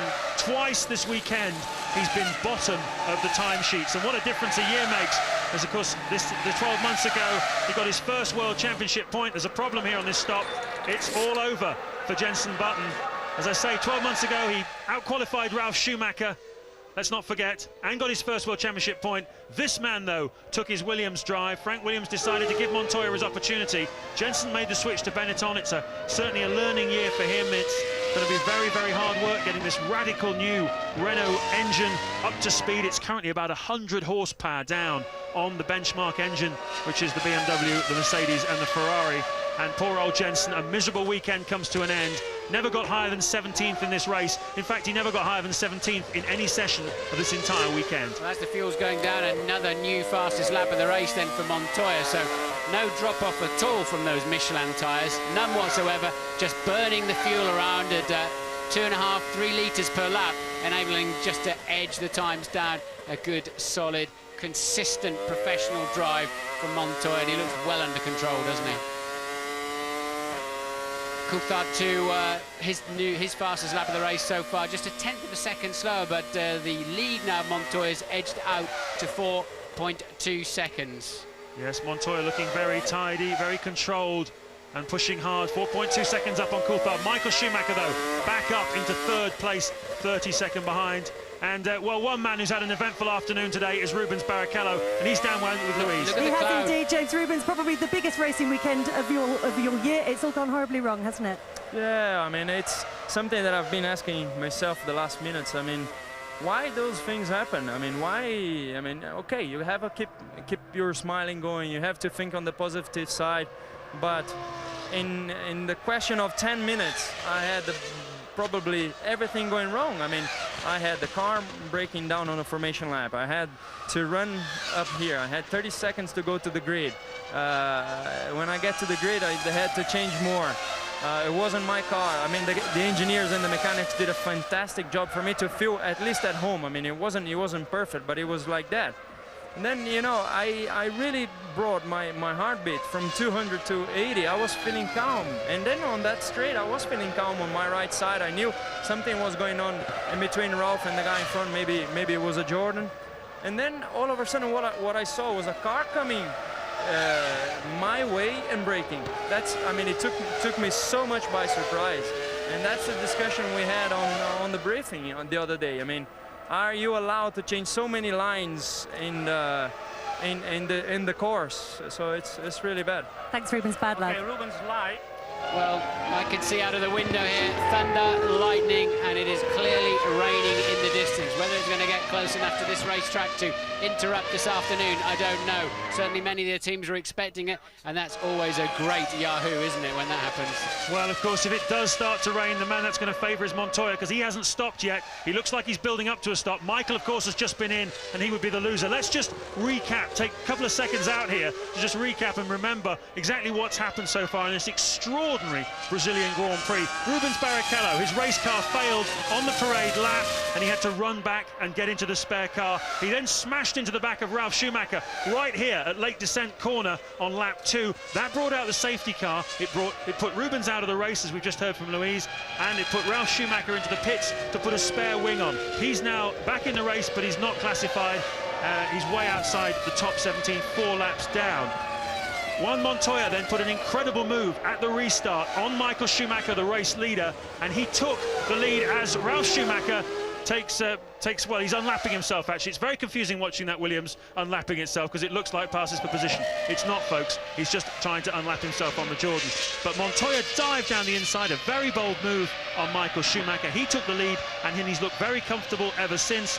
David Coulthard was comfortable in 3rd place. Michael made a surprise pit stop on lap 25, and he's now in 3rd place. So Montoya leads on lap 32 from Coulthard, Michael Schumacher, Trulli, Frentzen and Heidfeld. Yes, but what's more significant here, James, is that Schumacher's 0.4 of a second slower than Montoya and Coulthard. So if he wanted to put a spurt on in the mid-sector of this race, it's not paying off at the moment, even though we know he fueled it quite heavily. 9.6 seconds worth of fuel, quite a lot, a long stint, but it's really not released him. He's not making any ground up. You would expect Montoya, of course, to be fast at this stage, as Rubens Barrichello has a quick word with the Ferrari team technical director Ross Brawn there, saying, well, listen, let's hope for better luck in San Marino in 2 weeks' time. A bitterly disappointed Rubens Barrichello. But you would expect Montoya to be quick at this stage, because he's very, very light on fuel now. He's probably down to his last 10 kilos of fuel in that Williams BMW car, and Rubens waves to his adoring public. And of course, Michael Schumacher, we know, has got at least 50 kilos of fuel left in the car. So it is surprising to see exactly how this thing is shaping up. But the question mark, of course, also is this the race where Michelin finally prove they are the tyre to have? Because Montoya on the Michelins seems to have the measure of everybody else. News from the pit lane, it's just starting to spit with rain. And we can see the rain out in the distance, just don't know if it's going to quite make the edge of the circuit. So we could be in for some excitement yet, no doubt about it. Coulthard maintaining that gap now behind Montoya to 4.4 seconds. And you're still watching the squabble there of Verstappen and Fisichella for what is now 9th and 10th place. Well, for those of you who enjoy this kind of tactical battle, you're certainly seeing a fantastic piece of tactical driving today by Juan Montoya and by the Williams team. Sam Michael, of course, is the chief engineer there. He's the man calling the race strategies nowadays at Williams. He's one of the bright young things in the Formula One engineering world. He's tipped as being the next Adrian Newey. In fact, that's how highly he's thought of. Was top man at Jordan, but of course switched through the winter over to the Williams team. And I was talking to him this weekend, and he certainly is very, very bright lad. And he's got Montoya hooked up. It's working very, very well for him, and he seems to have outthought even Ross Brawn at this stage.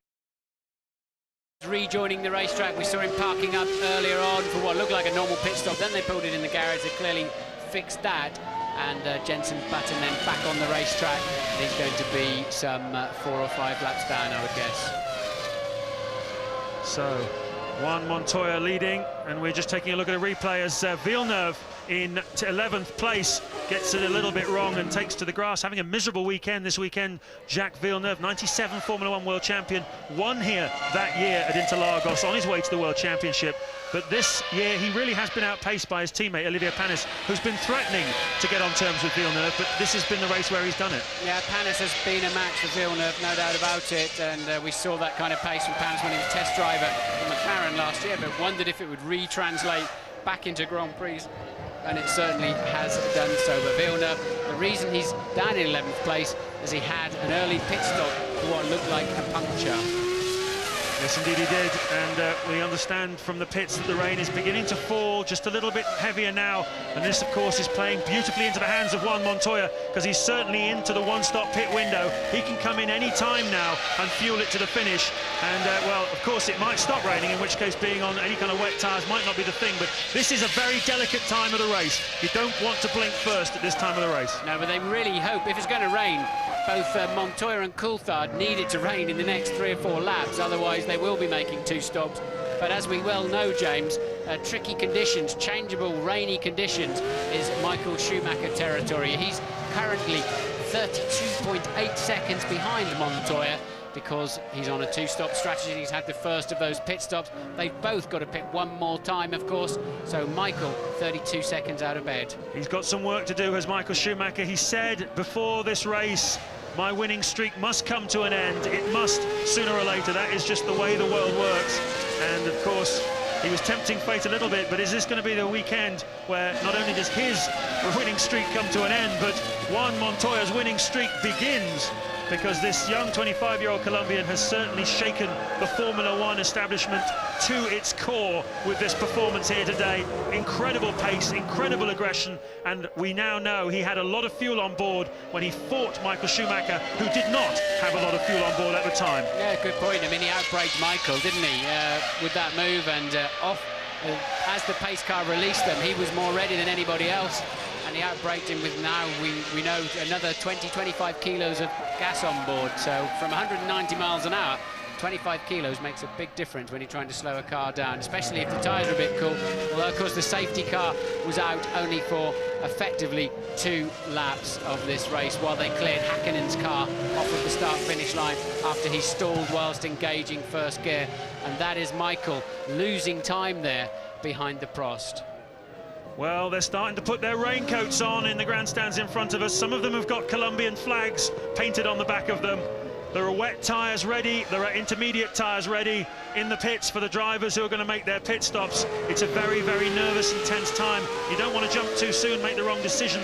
When it rains here, it tends to absolutely dump on the track huge amounts of water, but not for necessarily an awfully long time. A little bit like what we saw in Malaysia. Well, of course, you've got such high track temperatures that it soon burns off, doesn't it? We've got a temperature, an air and track temperature out there at the moment of 27 centigrade, so 62% humidity, and the pressure is dropping, 926 millibars. We've got a bit of altitude here anyway, but all the signs are that it could well rain, and well, Michael Häkkinen told you on the grid he thought it was going to rain.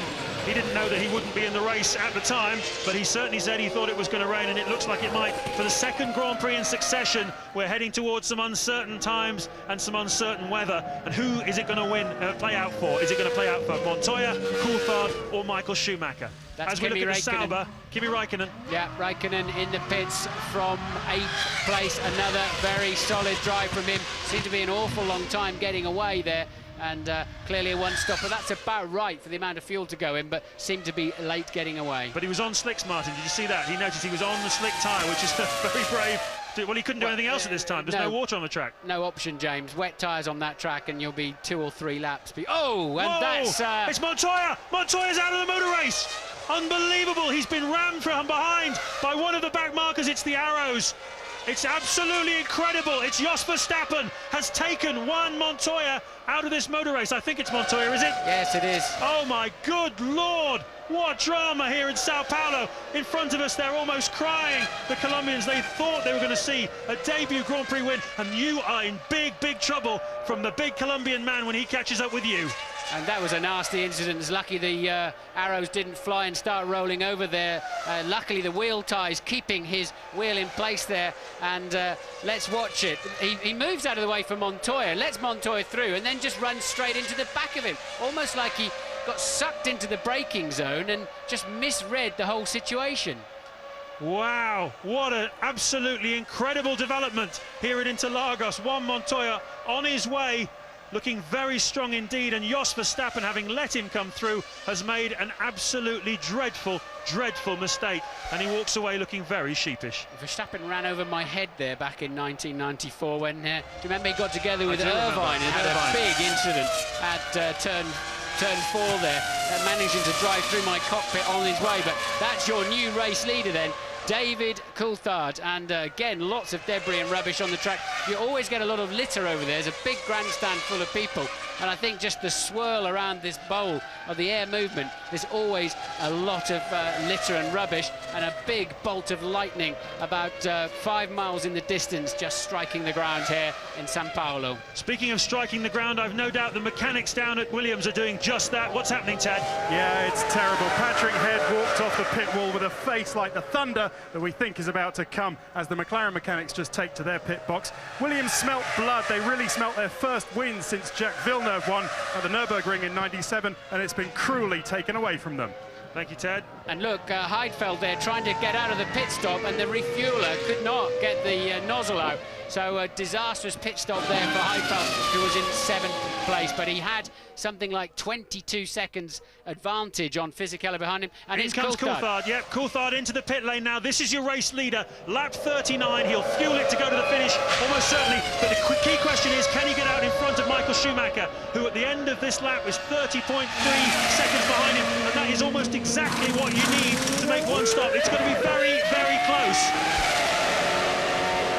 A lot of fuel got to go in. 9.8, is he going to do it?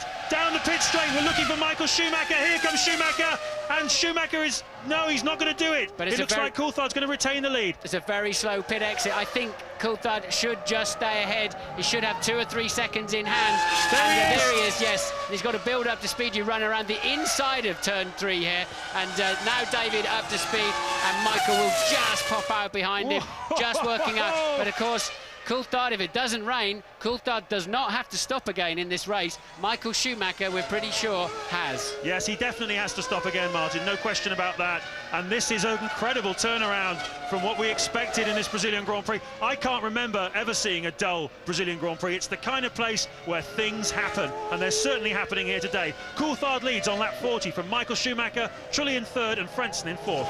Coulthard with a very fat car now. You would expect Michael Schumacher to be able to haul him in quite easily in this phase of the Grand Prix. A lot of understeer there. David struggling to get the car there through turns 7 and 8. A new set of tyres. They're a while before the whole carcass and tread comes up to the operating temperature that you want, and that's why Michael Schumacher can home in on him as they head up towards the start-finish line. But you have to say, the Ferrari, although Michael was on pole, it was a Michael lap. Barrichello was down in 6th place on the grid.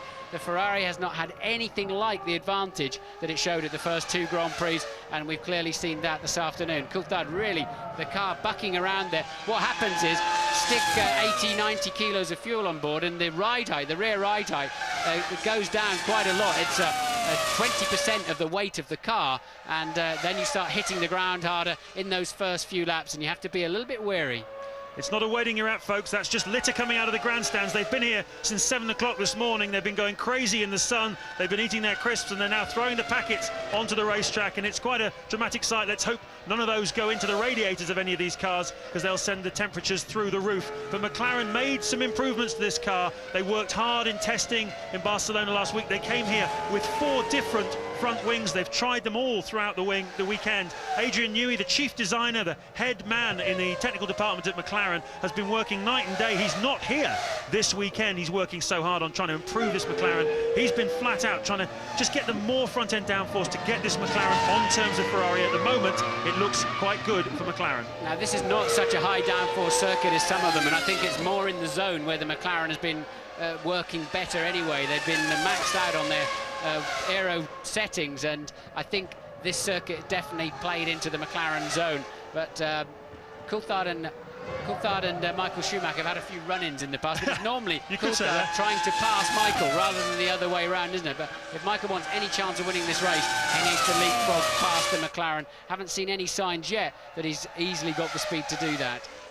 Yes, Coulthard fueling it to the finish there. Well over 90 kilos will have gone into that car at the start. Ralf Schumacher pressing on in 15th place. Just set the fastest lap of the race there, Ralf Schumacher, in a 1:15.693. He's going like a rocket, but it's no good to him because he's 4 laps down. Just trying to prove a point, and that point, I think, is just what Montoya would have been able to do had he not been taken out of this race by Jos Verstappen. The 2 Jordans running line astern, we haven't seen much of them this afternoon, other than them being passed by other people. They're 3rd and 4th, though. It's playing out for Eddie Jordan. Just celebrated his 53rd birthday a couple of days ago in fantastic style as one of the Benettons comes in, Fisichella.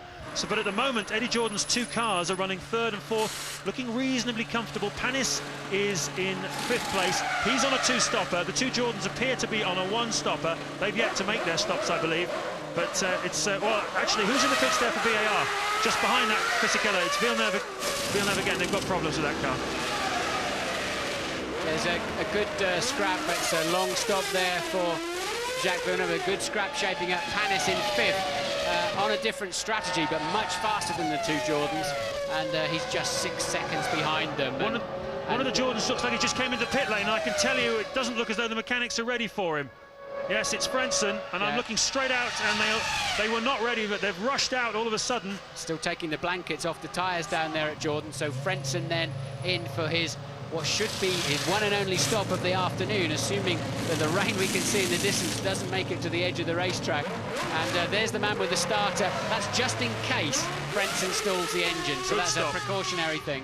Good stop by the Jordan team. Anything under 11 seconds for a 1-stop fuel load is pretty good around here. Frentzen back into the race, was 4th. He'll have dropped down behind Panis now, so Panis gets back up to 4th place.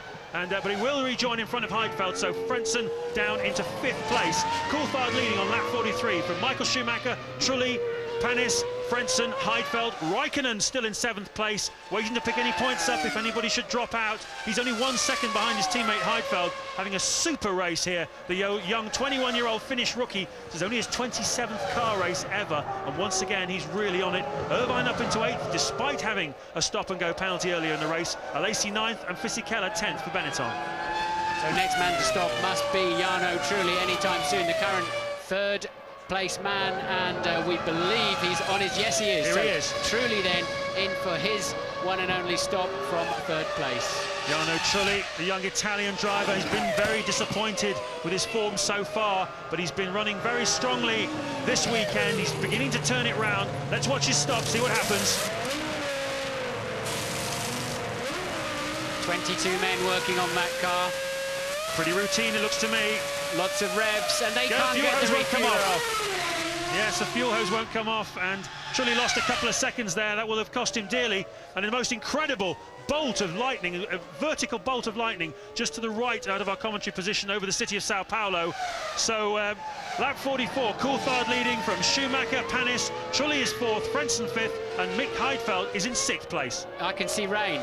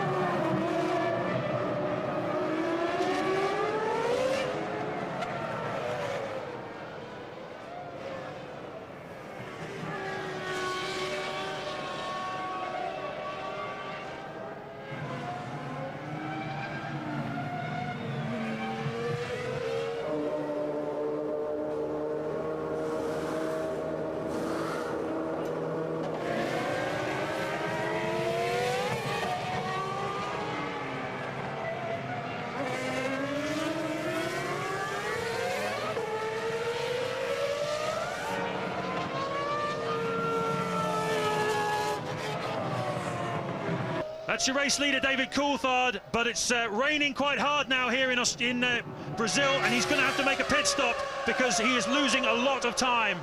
And this is Michael coming in 1 lap earlier than Coulthard. This is played beautifully into the hands of Schumacher and Ferrari, and Coulthard must have lost a half a minute by tiptoeing round on the wrong tyres. Intermediate's going on. Intermediate is the right tyre this time. I have no idea why Coulthard waited 1 more lap to come in. It's going to cost him a Grand Prix. It's cost him something around 20 seconds. He had a 3-second advantage over Michael Schumacher, but of course Schumacher had to pit again anyway for fuel, so now he's got the fuel, he's got the right tyres, and Coulthard stayed out a lap too long, and it's blown it. And was it a decision of the teams? Was it a decision of the driver? I looked out of the commentary box window. There was no sign of the mechanics out there when the Ferrari mechanics, the BAR and Jordan guys were all out there. Some teams actually queued the 2 cars together. We had Trulli sitting behind Frentzen. We had Villeneuve sitting ahead of Panis, who's lost time in all of this. But the man who's lost the most, Michael spun it! Michael Schumacher, has he kept the clutch in? Yes, he has. He's got away with it. He gets away with it so often, Michael Schumacher. And he's got away with it again here in Brazil today. He keeps the lead of the motor race. And there's Coulthard, look, second place man Coulthard coming up behind him. We don't know yet exactly what tyres that Coulthard put on. Michael's struggling. Michael's on intermediates. We saw Michael on intermediates, yeah, for sure. Michael, I think I saw Coulthard on intermediates as well, but look at that. Yeah, but that was touching the white line. That's why he went off. It's not the volume of water there that spun Michael. It was the white line. He hooked the rear tyre up on the white line coming out of 4, and Coulthard then should be just behind him. We're just getting word from Ted in the pits that Coulthard is in fact on intermediate tyres as well, so it's even Stevens. They're both using the same tyre. Now Ferrari have done more testing with this intermediate tyre, and over in Italy it paid dividends for them 2 weeks ago in Malaysia. You remember that Michael put them on and went away to win the race. He was about 4 seconds a lap faster on a drying track than the McLarens, but here today McLaren have learned the lesson. They too have gone for the intermediate tyres. They don't have quite as much experience or understanding of them, but can Coulthard drive them as well as Michael? We will find out. Ted is down in the pit lane. Yeah, Martin, I think I might have an idea as to why they waited so long before Coulthard came in and put those inters on. The sun is actually out. It's kind of raining. It is actually raining pretty hard down here, but the sun is out. I think they were just holding fire to see what the weather actually did in case it stopped and he could stay out. But as you say, I'm pretty sure this has lost David Coulthard a Grand Prix today. Well, it may have just played back into his hands a little bit, though, with Michael's mistake down here at turn 4. And he'll keep well wide of that white line this time around, as he does. And surely, yes, the track will be drying rather than getting wetter. The rain has stopped. As you say, the sun is out, and Louise is with Montoya. A huddle beneath an umbrella with Juan Pablo Montoya. Looking at this weather, are you glad in a way that you're not out there? Not really, you know, I think we had a very healthy lead, and we're looking really strong for a race win here. But a bit disappointed with that, we couldn't really get it. But, you know, I'm still happy for BMW, Williams and Michelin. They all three did a fantastic job, and just want to thank everybody. Thanks, Juan Pablo. Amazing to see the boys still smiling.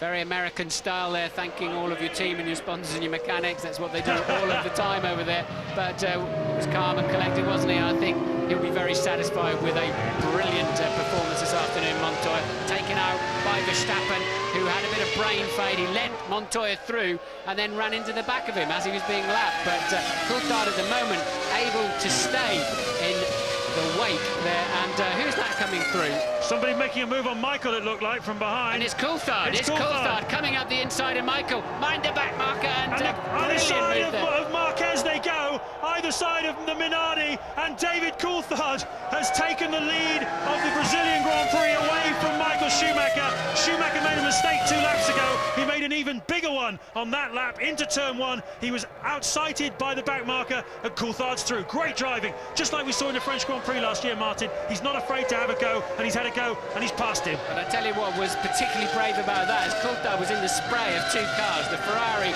and then the Minardi, and here he comes up and he decides a brave move then to just commit, and luckily the Minardi is having a bit of a moment all of its own and left space on the inside for Coulthard, didn't turn in on him, and Michael well and truly snookered around the outside. What a great Grand Prix this is turning out to be. It's still raining, although, as Ted was saying, the sun is coming out as well, and Michael's staring now at the back of a McLaren Mercedes rear wing, something he hasn't done at all so far in the 2001 Grand Prix season, but he's doing it now, and we've got 22 laps to go, and anything could happen from here.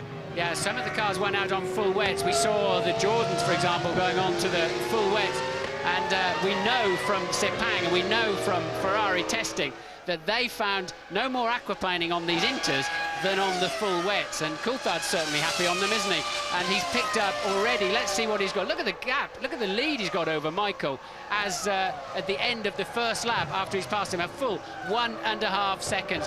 I hope David remembers when he was leading the Nürburgring race a couple of years back that so easily when he went off by pushing too hard too early, and Mazzacani, that is, just having a bit of a spin. Let's just talk a little bit about intermediate tyres. What do we mean, Martin, by intermediate tyres? They're a lighter rain tyre, aren't they?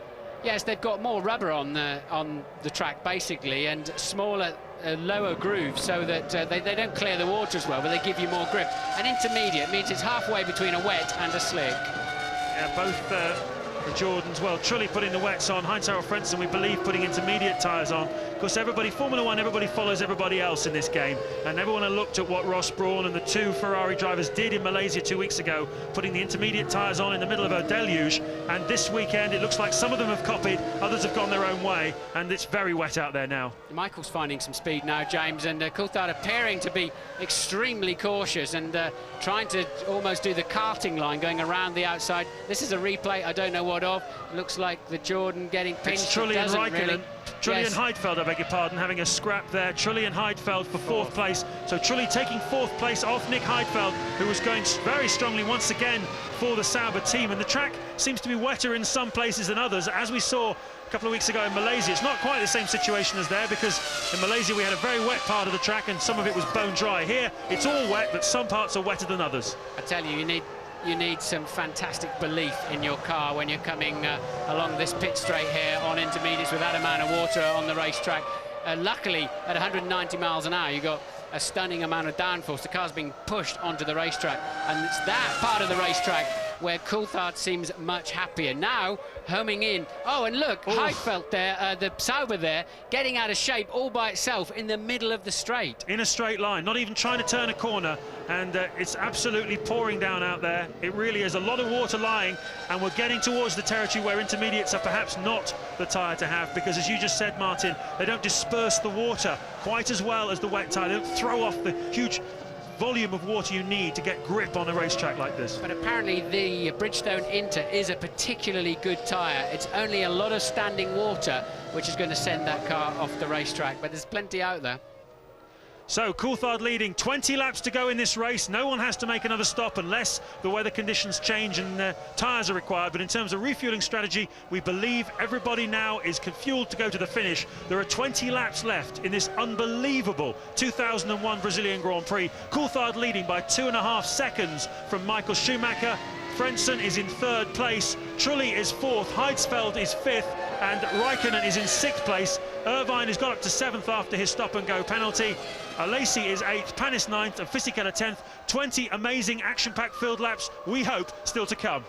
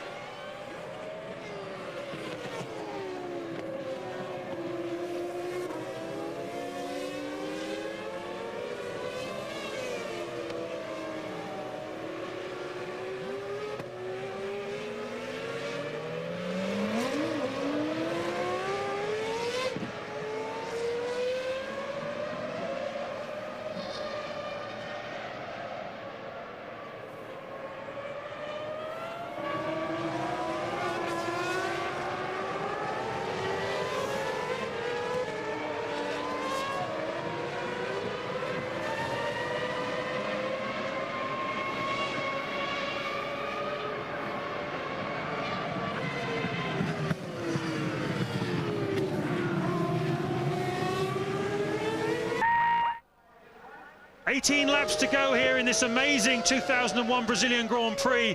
They call Michael Schumacher the Rainmeister, but at the moment he's struggling. And this is turn 6, Ferradura. Michael getting in too deep, bouncing across the gravel trap, heading for the tyre barrier, but just pulls it around, and anytime soon, this is another shot of it. It's a big gravel trap there, luckily for him. Gets back on the racetrack, and anytime soon you're going to see the Jaguar of Eddie Irvine pointing, and that's Irvine off for yet another time, actually. That's a different spin from Irvine. He very nearly collected Michael Schumacher, and this is a Williams of Ralf Schumacher, who's recently just pitted, so everybody going off in 6 and 7. Brilliant sunshine on the pit straight, lots of water on the racetrack. It must be Brazil. It's a crazy situation. David Coulthard leading on lap 54 from Michael Schumacher now by 15 seconds following that off-piste excursion by the Ferrari, the reigning championship leader at the moment. Frentzen is third, his teammate Trulli is fourth. Nick Heidfeld going strongly for Sauber in fifth.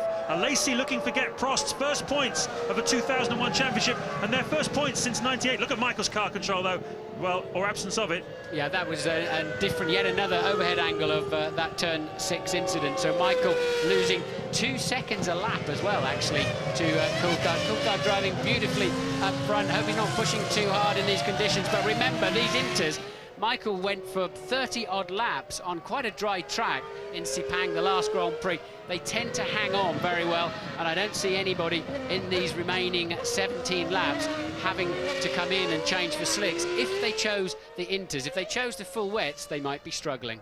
Coulthard and Schumacher matched for pace, identical lap times the last time through, give or take a thousandth of a second. But Michael's 17 seconds behind his adversary. And this race, Martin, would mean a lot to Coulthard. He'd go clearly P2 in the championship. He'd have 16 points. Hakkinen, of course, still only one championship point. And once again, Coulthard having the strongest start to the season and putting down his credentials to win, to be the point man for McLaren. Can he go on and do it, do you think? Be the main advocate? He struggled in qualifying, but he's driven beautifully now for all 3 of the races. He's not home yet, of course. He was actually 2 seconds quicker than Michael on that previous lap, and he really looks like he's got the car underneath him. And as you say, that would put him 19 points ahead of Hakkinen after just 3 races, which could well play into his hands nicely. But Michael's still looking strong, even if he finishes second today, of course. Michael looking very strong for the championship, but of course we've seen over the last few years Coulthard saying over the winter, I want to go for it, I want to be the man who goes for the championship. You can see his car control, it's absolutely fantastic, David Coulthard. He was very strong in the rain at Silverstone a couple of years ago. Very, very good indeed. Made a pass on Michael Schumacher in the wet. He's done it again here today, and well, he's got 16 laps to go, and you're making a face, Martin.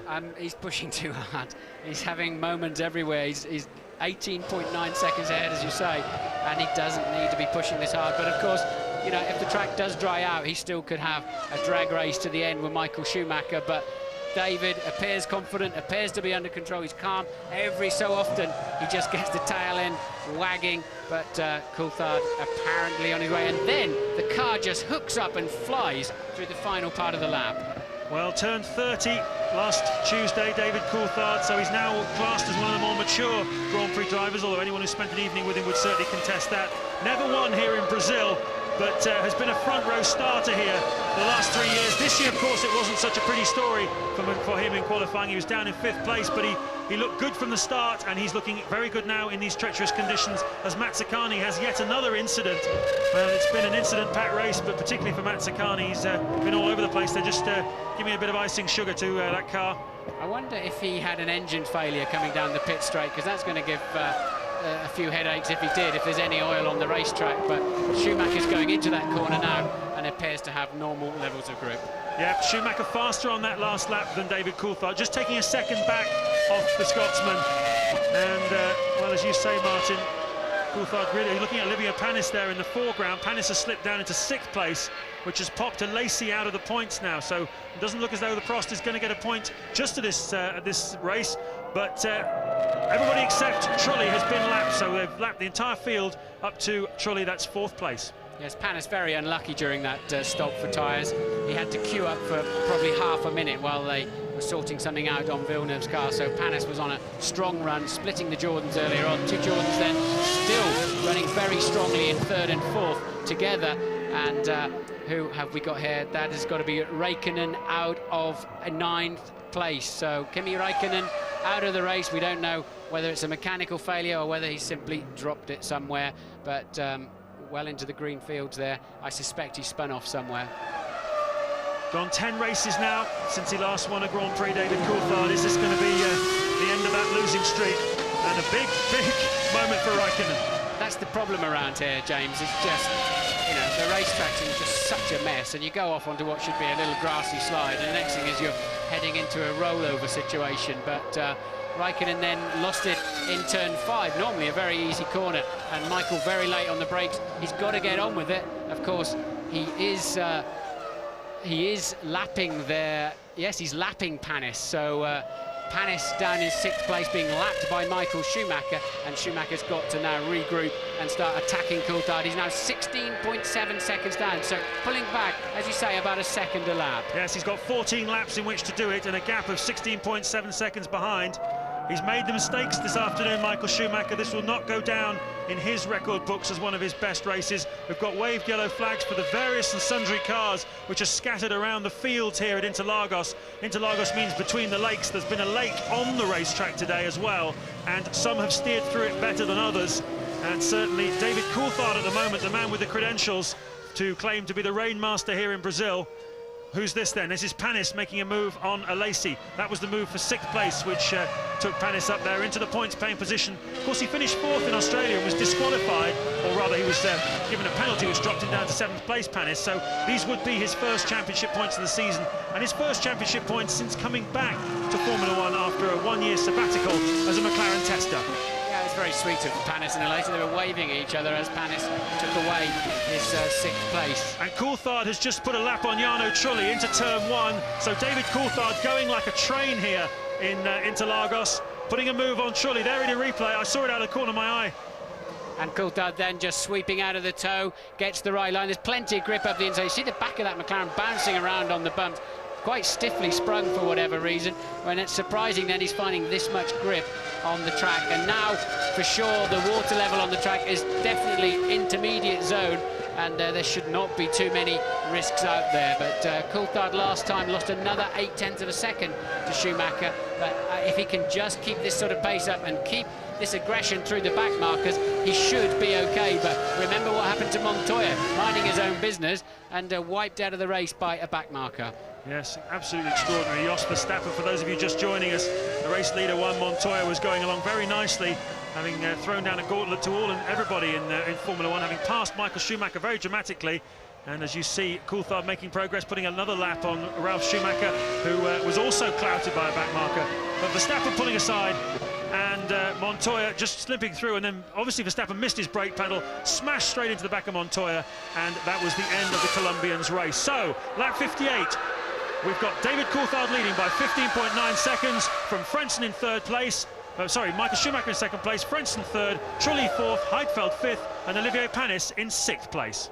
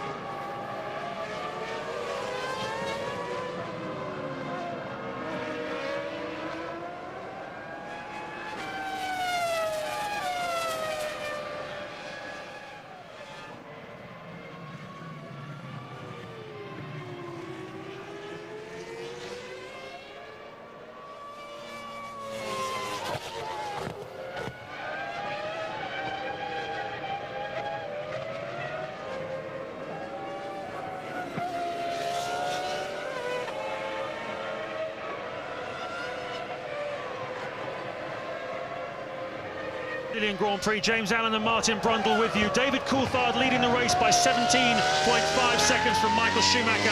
Frentzen is third, and Martin an incidente. Yes, Ralph going off in exactly the same place as Raikkonen had a couple of laps earlier, stalls the car but slides back onto the racetrack. They can't appear to move it out of the way too quickly. Working under waved yellows at the moment to say Marshall's on the racetrack. They had got a four-wheel drive to it and a tow rope, and I suspect they should clear it without the need for a safety car, but it's in a very critical position. We'd seen Kimi Raikkonen in the Sauber having a spin there. Obviously, has something either gone down there or there's a lot of water just on the racing line. It's a dangerous place, but it looks like, fingers crossed, they may well have cleared it. It's Coulthard, you can see him backing right off as he goes through the danger zone, those waved yellow flags. It looks like Ralph's car has been taken away, and Coulthard now 19.4 seconds clear of Michael Schumacher, who has led this motor race himself. It's been all over the place here in Brazil. Montoya has led, Michael has led, DC, David Coulthard has led as well, and at the moment he's got P1 on his pit board, and he's got 10 laps to go to try and claim his first race win for 10 Grand Prix, his first of the 2001 season, and a win which would certainly put him very strongly up there in the championship. Yes, Michael appearing now to slow down quite a lot. Don't know why, we haven't seen him for a while on our TV screens, but there he is now, just on cue. But Michael, no apparent problems, but just backing out of it. He was starting to home in on Coulthard at 0.8, 1 second per lap, got the gap down to 15.7. Coulthard picked up his pace, and suddenly Michael's now 19.4 behind last time around. Yes, it's not really been Michael Schumacher's afternoon here today. He's acknowledged as being the king of wet weather. They call him the Rainmaster, but he's made 2 mistakes here today in the wet, and it's given the opportunity to David Coulthard. We thought Coulthard had blown it when he did an extra lap. As the rain started to fall, everybody dived into the pits, but Coulthard did that 1 extra lap. He lost about 25 seconds. The race seemed to have gone away from him, but then Michael made 2 mistakes, and all of a sudden Coulthard was right back in the hunt. And into turn 1, the one that they've just gone through now, Coulthard made a move on Michael, either side of a back marker. It was pure drama, pure theatre, and it's given him the lead of the race. Well, they'll not need to come in for slicks. I'm sure slicks anytime soon would be faster, and Michael's struggling there to lap the Jordan, and could not make it down the straight to get past the Jordan, which is surprising, and he's not going to yield either, although he is being lapped at this stage. But, and now he yields. No, he doesn't. No, he's just going onto the wetter part of the track. One of the Jordans we know to be on full wet, but Michael just does not appear to have a lot of speed in that car. It's Trulli, and he's the one who's on the same intermediate tyres as Michael is. That's putting Trulli down. He already was a lap down in 5th place. So Coulthard from Michael Schumacher. Frentzen is 70 seconds behind those two. So if anybody, they're the only two that can win this race. Frentzen 3rd, Heidfeld is 4th, going very strongly for Sauber. And 5th place, Trulli, you've just seen him there being passed by Michael. Panis 6th, Alesi 7th, Fisichella 8th. Having a better day for Benetton. There'll be some smiles for that. And Coulthard moving on to the wet stuff down the straight then to start to cool those inters. Now they're in the zone where they really should be on slicks, but it'll cost them 28 seconds to drop in for a set of slicks, and it just is not worth it. What they've got to do now is try to maintain those intermediate tyres. It'll be a softer rubber, and with the grooves in them, you generate an awful lot more surface temperature, and both anybody out there now on the inters will be doing exactly the same thing. Yes, these intermediate tyres have gone through an awful lot of testing, and of course we should remember, Martin, that both David Coulthard and Michael Schumacher are on the same Bridgestone tyre, so there's no tyre war going on in this battle here. All of the top 3, in fact all of the top 6, are all using the Bridgestone tyre. Now I know from talking to the Ferrari people that they did a lot of work on these tyres in Italy in testing. They've got a facility at their test track to completely soak it with hoses and sprinklers and that kind of thing, and they can do whatever they want. And they found that on a drying track these intermediate tyres will go on and on and on. We've got just 8 laps left in this race. It should be okay even if a dry line begins to completely appear. But as we just saw there, David Coulthard taking the opportunity to just cool them down, those tyres, to get onto the wet part of the track, give them a bit of what they like, which is water, and just preserve them a little bit more. Yes, 22.9 seconds was his lead last time around, and we haven't seen a midsection time yet from Schumacher on this current lap. Over the line with a 27.5, and well, I think he's just going to be screaming away now from Michael Schumacher. Has Schumacher got any kind of problem? And has Schumacher said second place is good enough for me? It's not really his kind of language. that, but maybe that's what he's done here today, given the circumstances. We've got just 7 laps of this Grand Prix left. But Martin, let's just talk briefly about some of the other people we haven't really mentioned so much today. There's some interesting point scorers if things finish the way they are. Heinz-Harald Frentzen, once again, he's been a point scorer in both of the first 2 races so far this year, and he's been going very, very strongly in both of them. Finished 5th in Australia and 4th in Malaysia. So once again, Jordan looking quite strong, because Jarno Trulli is in 5th place at the moment, so that'll be 2 more points for him. And Nick Heidfeld, just as you're saying that, Frenzen's off the road. Mechanical failure then for Frentzen, our 3rd place man. That puts Heidfeld, who's passed Trulli, not seen on the cameras, but Heidfeld was up into 4th, now will be 3rd, because Trulli is on those full wets and lapping very, very slowly. So all of a sudden, from being a dead cert 3rd and 4th there for the Jordan team, it's beginning to fall apart. Just goes to show you should never really talk about points paying positions before the race finishes. Heinz-Harald Frentzen from 3rd, then dropping out. A bitter blow for him, but Trulli up to 4th. And Heidfeld on a podium position with Sauber, could you believe it? Ted Kravitz, what can you tell us? James, it's a fantastic atmosphere down here at McLaren. I'm actually surprised you're allowed in this pit at all. Whenever you're in the commentary box, DC has a storming race. Anyway, there are a lot of nervously confident faces here. Coulthard's got such a great opportunity to take the fight to Schumacher in the championship. They're all willing him on down here at McLaren. I'll bet they are. DC then through turn 3. He's dropped his pace slightly, but still 22.8 seconds is his lead. We haven't seen much information on our screens. We've lost lots of electrics up here in the commentary box, and apologies once again for any sound or vision loss you had earlier on in this Grand Prix. I'm afraid a lot of electrical problems here at the Interlagos circuit, but no such problems so far for David Coulthard. No, well, David Coulthard looking as though he might just shape up for his 11th career Grand Prix victory. The man who, certainly for the last 2 or 3 years, has been in the shadows of Mika Häkkinen at the McLaren team. Häkkinen has out-qualified him every race so far this year. Coulthard has raced very strongly in both of the opening 2 Grand Prix, as he has again today, and he seems to be the man who's taking the fight now to Ferrari. He's got 21 seconds over Schumacher. This is a fight for 6th place between Jean Alesi and Fisichella in the Benetton, and it was 0.2 of a second last time around, and that's about exactly what it looks now. So don't know exactly which tyres they're on. I'll try and have a look. Alesi looks like he's on the full wet to me. Didn't get much of a look at the Benetton tucked up behind, but Jean Alesi there, I'm sure the Benetton is on the intermediate, so that'll be a good one round the outside, and Jean should have the line into the next corner, but too much traction there. Benetton move into a point-scoring position. Who'd have thought it after the terrible time they've had so far this weekend? Both Fisichella and Jenson Button, his teammate, have struggled to even break into the top 17, let alone the point-scoring top 6 positions, and there'll be some disappointment also at Prost, as we see again just the way that Alesi just ran a little bit wide, and Fisichella was able to nab that 6th place from him. Yeah, Fisichella, I'm sure, will be on the intermediates there, because really Jean should have been able to get into that corner first from that position, but just could not find the traction. 19 races now Alesi has gone since he last scored a point. This is his 2nd season with the Prost team, and it's been pretty difficult for the last couple of years, but he was perhaps hoping he might get something there. Of course, he used to race with the Benetton team, so he'll be doubly sad about what's just happened. 5 laps to go in this race. Yes, I stood in a group of ex-drivers last night with Markey, Blundell, Berger, JJ Leto, all sorts, standing having a good old gas about the good old days, and Jean Alesi walked up and we said, John, when are you joining us? We're forming a new club of ex-drivers. We're going to have a Masters tour soon or something like that. And John said, can I please join you tonight? I've had enough. But he will certainly be very disappointed with losing that World Championship point if that's the way it stays. You and him could be the Statler and Waldorf of Formula One, couldn't you? Leaning out of your box, making comments about the youngsters. So this is the scrap on the track, though, between Panis and Trulli, and this is the battle for 4th place. 3 World Championship points at stake here if you can come 4th. Only 2 points available for the 5th place man. Nothing in it between them. Panis looking strong. Yeah, Panis then... let's see if we can see this. I've got such a poor picture up here in the commentary box. I just cannot begin to see what tyres they're on. It's just all fuzzy from where we're sitting. I hope it's better for you at home, but at the moment the Jordan has the upper hand.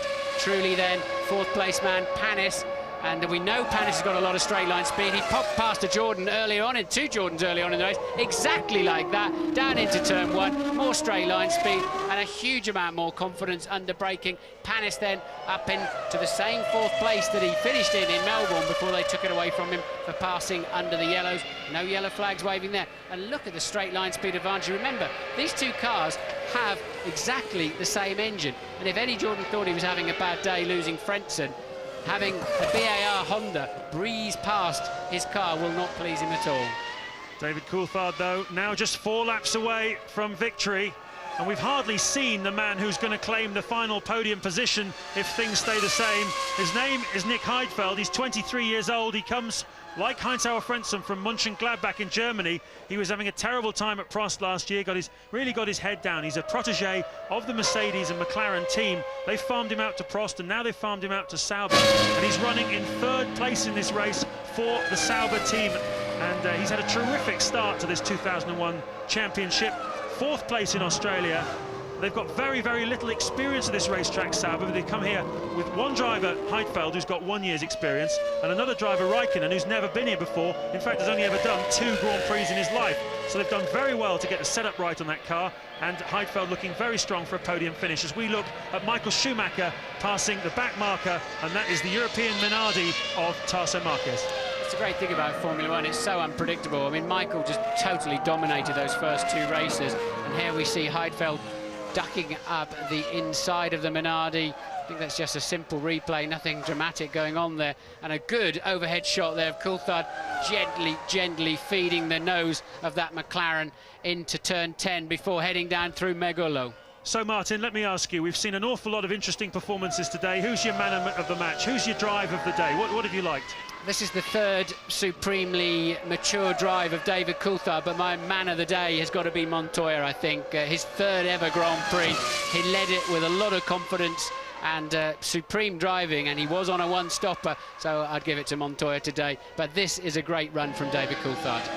So Montoya, the man of the match. Coulthard looking as though he's going to be the winner of the race, and this man is going to be the hero of Switzerland.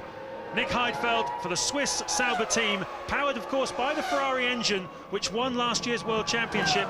It's now a customer unit sold to Sauber and to the Prost team, and Sauber is certainly making great use of it. It's only 1 step behind the engine in Michael Schumacher's car, and it's giving them a lot of power. They've got a good chassis. Heidfeld doing a terrific job. Coulthard just a lap and a half away from victory. Yep, 2 including this one, as you say, and I tell you what hurts at the end of these races. I mean, Coulthard, I know, is wearing a neck strap.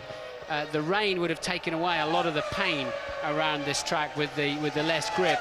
But what hurts at the end of these races, where the track is so wet and you're hanging on even in a straight line, are your jaws and your teeth. You clench your teeth so hard, just trying to wait for the next time the car gets out of shape at 150 miles an hour or so. And but Coulthard happily on his way towards the end of this, the penultimate lap. So we've hardly had time to draw breath since this race started about an hour and a half ago. It's been incident-packed. Rubens Barrichello's car failed on the formation lap. He ran back, got into the spare, and then had a huge accident which put him out of the race. We've had safety cars. We've had Juan Montoya leading this race for well over 20 laps before he went to make a routine pass on a back marker who let him through, and then he drove straight up the back of him, taking Montoya out of the race. Michael Schumacher took the lead. Then we had rain. Michael looked as though he was in a very strong position. Coulthard didn't make the early stop for the wet tyres. It looked like it had cost him the race win, but then Michael made 2 very big mistakes on a wet track. Coulthard dived past him into turn 1 to take the lead. It's been a feisty, fighting drive from the young man from Twineholme in Scotland. He's got about 1.5 miles to 2 miles left to go. He comes into Ferradura corner for the last time. And that's the right-hander, 150 miles an hour, 3rd gear. All the thoughts now will be going through his head about his 11th Grand Prix victory, his first for 10 races. Well, normally Murray might say, hey, he could almost get out and push it home, but he certainly will not be able to do that at this racetrack. It's a massively steep hill. It doesn't look like it on your TV pictures as they come up to the end of the lap, but Coulthard, the engine sounds sweet enough, doesn't it? And no gear shift problems, nothing hanging off it. All the time in the world, he can just cruise, just like it's a cruisy out lap on the first morning of testing. Just pay attention, don't make any silly mistakes, and David Coulthard surely now has this Grand Prix in his pocket. Coulthard then is going to take the 10 points. A brilliant drive. David Coulthard then comes across the start-finish line and wins the Brazilian Grand Prix. His first victory in Brazil, his first win for 10 Grand Prix, and second place will be Michael Schumacher, who led this race and who thought probably he had it in the bag, but he didn't. Nick Heidfeld does indeed finish on the podium for Sauber. It's been an extraordinary afternoon here. We're waiting for Olivier Panis, who's going to be fourth for British American Racing, ahead of Jarno Trulli, who will be fifth for Jordan, and Fisichella will get the final point for the Benetton team, which will give them an awful lot to smile about after a terrible first 2 Grand Prix. But the winner of this race, and look how happy he is, David Coulthard of Great Britain wins the Brazilian Grand Prix. Strong run then from young Heidfeld in third place there, so his first ever Grand Prix podium, and well deserved too. That was tricky conditions today. Yes, very difficult driving conditions indeed. All of these men deserve a medal.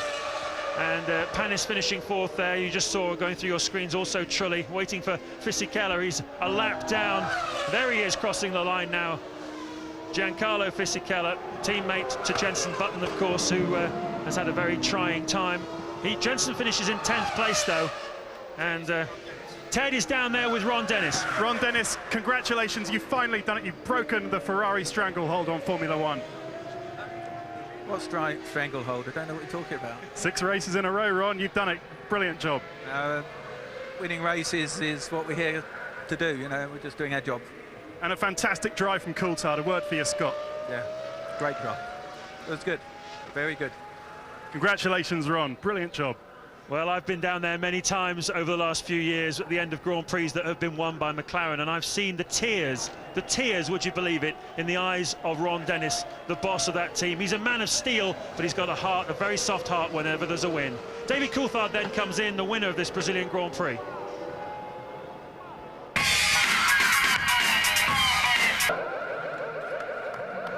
Brilliant drive, David.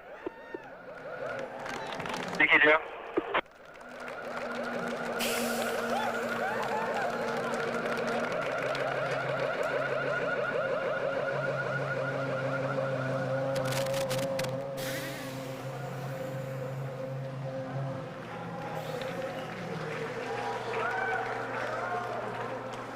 Thanks, man. There's the boys there.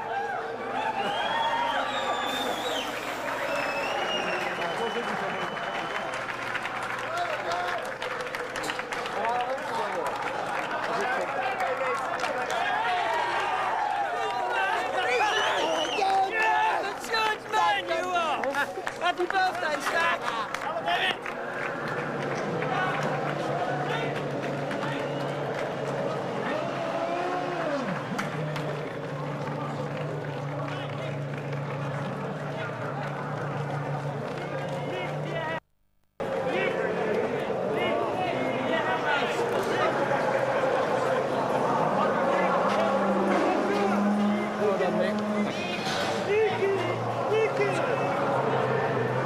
Sorry.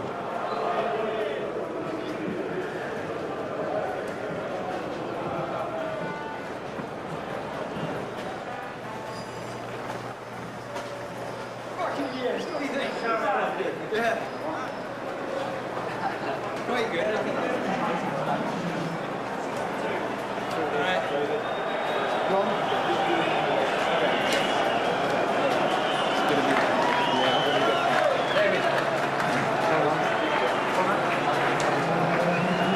There's a friend.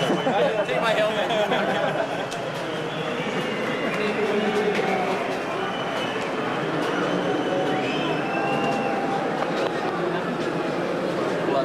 Switch.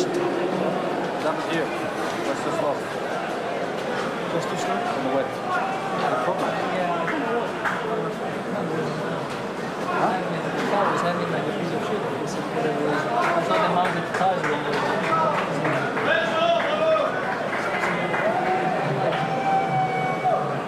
Anyway.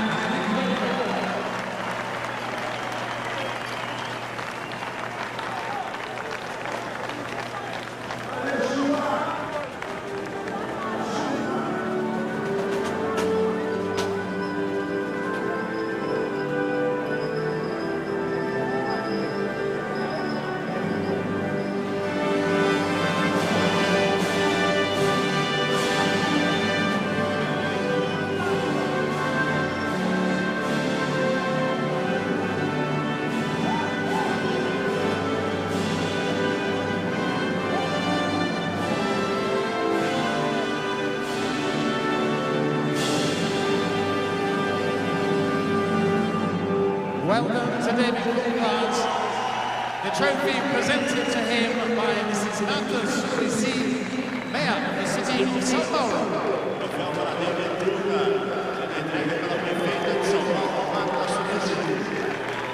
To the winning constructor, represented by team principal Ron Dennis, S. McLaren Mercedes, the trophy presented by Mr. Gilson Montes, Managing Director of Philip Morris Brazil.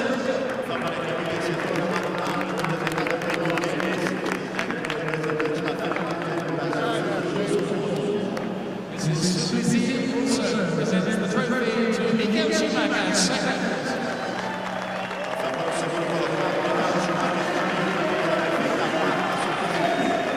And to the third place driver, Nick Heidfeld, welcome to the roster of Nick. The trophy presented by Mr. Paolo Scaglioni, President of the CBA. Presidente da Confederação Brasileira de Automobilismo, Paulo Scaglioni, entrega o troféu a Nick Heidfeld, terceiro colocado. Ladies and gentlemen, the champagne!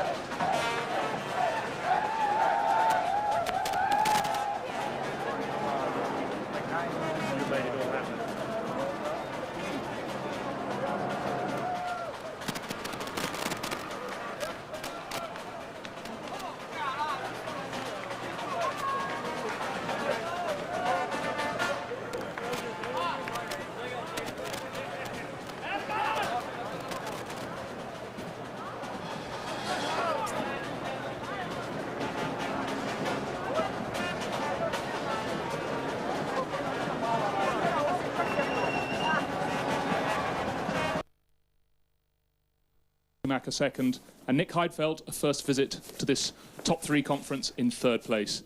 David, saw you jigging around on the podium there. It must have meant an awful lot for you, this win. But talk me through the move you pulled on Michael going into that first corner. Well, it was incredibly difficult conditions when we were in all that traffic.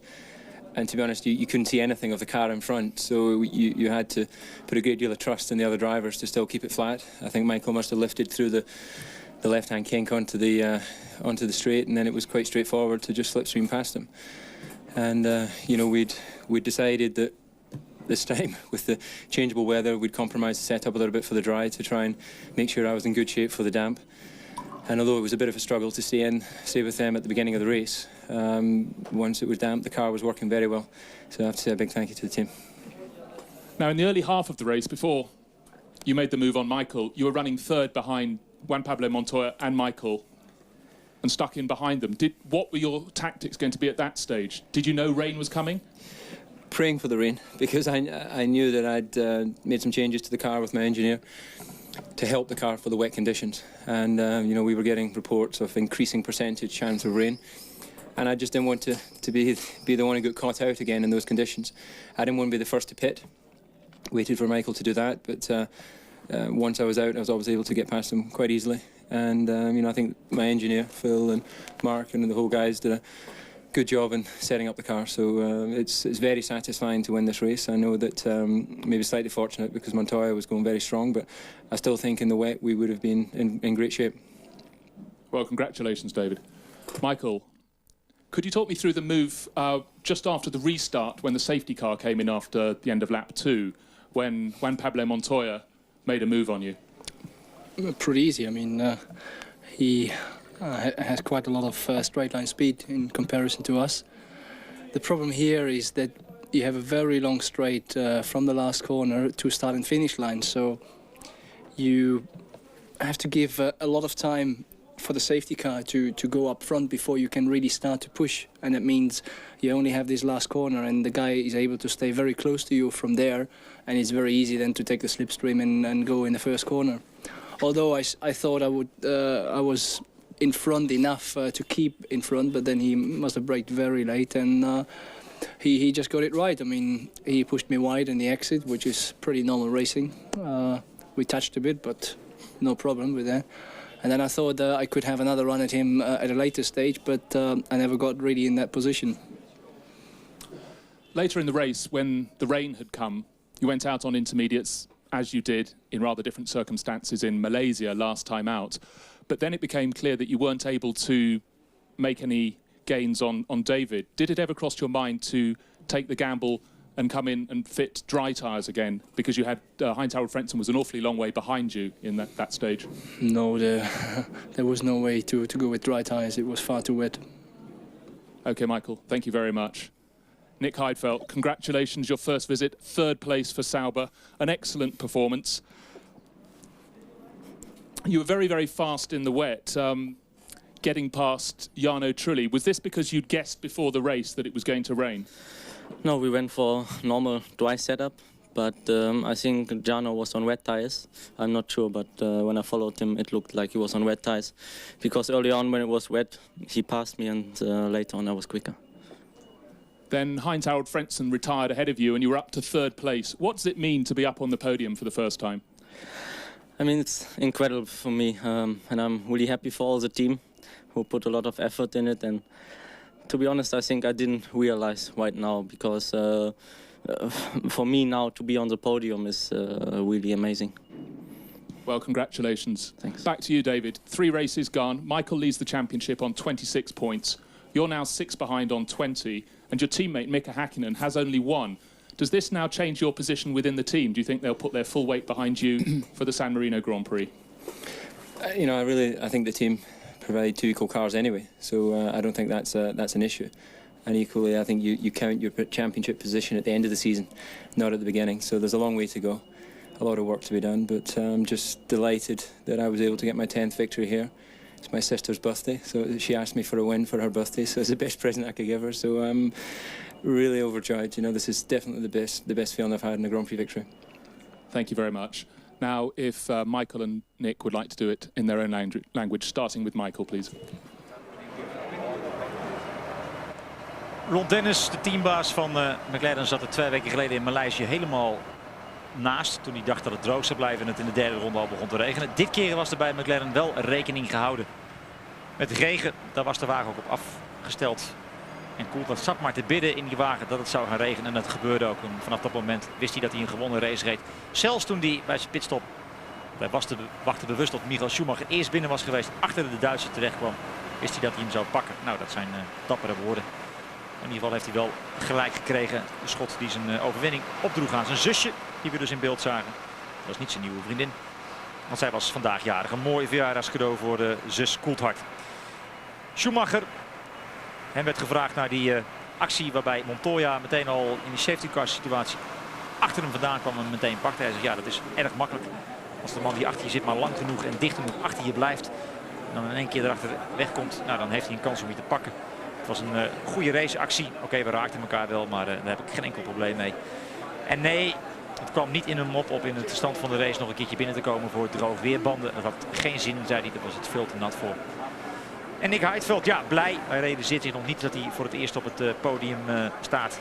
In zijn 19e race al in de Formule 1 is het raak. Een podiumklassering voor Nick Heidfeld. Die zijn wagen gewoon had afgesteld op droog weer. Maar het voordeel had dat hij op intermediate stond. En Trulli, tenminste dat denkt Heidfeld, op full wets. De regenbanden, omdat Trulli eerst toen het echt nat was hem inhaalde. Maar later had Heidfeld geen enkel probleem om Trulli weer terug te pakken. Trulli moest ook nog Olivier Panis voor laten gaan. Giancarlo Fisichella legde heel erg knap beslag op de 6e plaats. Gestart vanaf de 18e positie. Frentzen nog wel geclasseerd, maar hij viel uit. Geen punten voor hem. En dan dus ook nog 11 uitvallers. Met daarbij ook de Nederlander Jos Verstappen, die Juan Pablo Montoya uitschakelde. Door achterop de wagen te rijden van de Colombiaan, maar zichzelf niet schuldig acht. De schuld bij Montoya legt. Räikkönen, Mazzacane, Ralf Schumacher, Irvine, Montoya, Verstappen, Burti, Alonso, Bernoldi moet ik zeggen, Barrichello. Dat is dan wel goed. En de laatste man die we missen is Mika Häkkinen. Die kwam niet eens van de startpositie af. Een kapotte koppeling. En hij staat nog maar op 1 WK-punt. Toen werd er gevraagd aan Coulthard, verandert nou ook je positie binnen een team? Nou, hij zegt, ik ga ervan uit dat McLaren gewoon 2 goede wagens bouwt en dat ik de volledige support zal krijgen de rest van het seizoen. Oh ja, die inhaalmanoeuvre bij Michael Schumacher, ja. Hij zegt het was een moeilijke. Er was weinig te zien. Maar goed, gokte goed. Het liep allemaal goed af. Hier de Brazilianen, goed geluimd. Het was lekker weer in Sao Paulo, een graadje of 30. En daar de samba en het vrouwelijk schoon. En dan meteen al paniek bij Ferrari. Rubens Barrichello op weg naar zijn startpositie. Komt naast de baan te staan. Komt hardlopen terug in de pits. De reserveauto is net op tijd klaar voor hem. Er moest even een rempedaal worden omgebouwd. Want Barrichello remt rechts en Michael Schumacher links. Maar ze waren net op tijd klaar. Dan kan hij dus aansluiten. En gewoon zijn normale positie op de derde startrij innemen. Dan de start waarbij Häkkinen opeens begint te zwaaien. Want hij komt niet weg. En let dan op Montoya, die duikt daar meteen het gat in wat Häkkinen achterlaat. En schuift op naar de tweede positie als de safety car in de baan komt. Die gaat dan snel weg.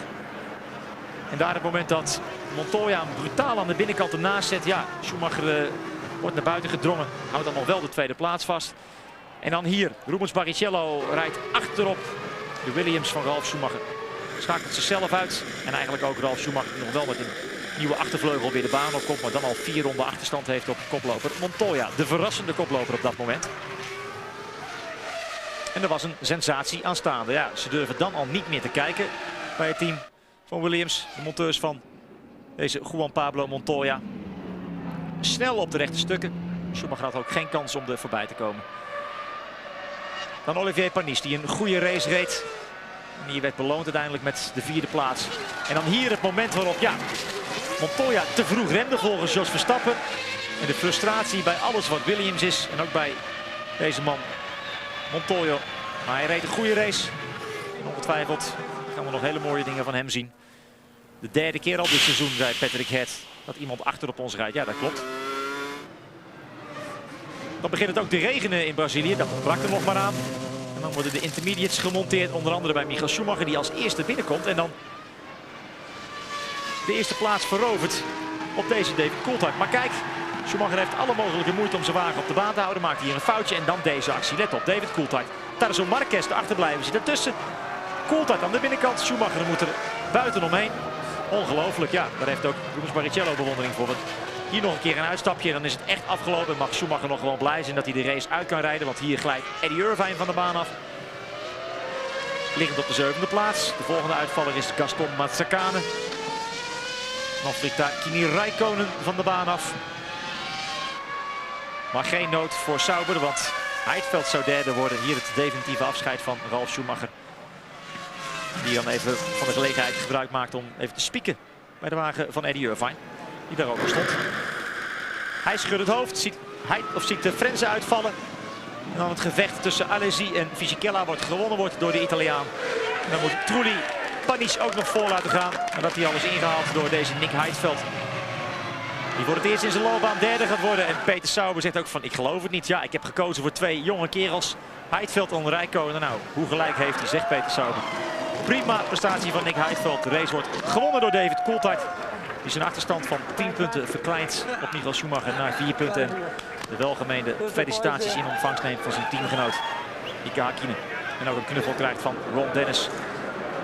Die een handdruk heeft voor Nick Heidfeld. Schumacher, tweede. Het kan niet altijd feest zijn. En dan is het tijd voor de samba. En de champagne. En feest bij Sauber. Op zijn Zwitsers. Goed. Zegt u thuis niet dat u niet genoten heeft. Dat bestaat namelijk niet.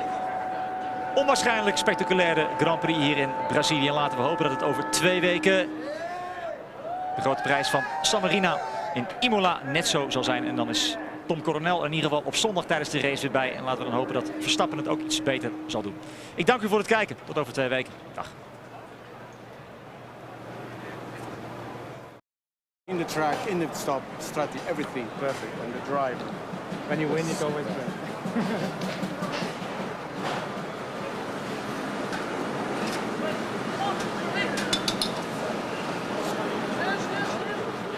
Congratulations and congratulations. Thanks, Jay. Thank you. Did we find out what are you drinking? Champagne? I got buckfish. Buckfish. I tell you, he is fucking good. Nobody takes it away from him. He's so good. I tell you, got an ass as big as the world. We were lucky, Joe. We were lucky now hit the cow. Should have been stopped. Where was that? Oh, so lucky that we still have a car. Joe's point was to say rather be lucky than good anyway. No. Continuo regular, no tengo mais. Es la última. Obrigado.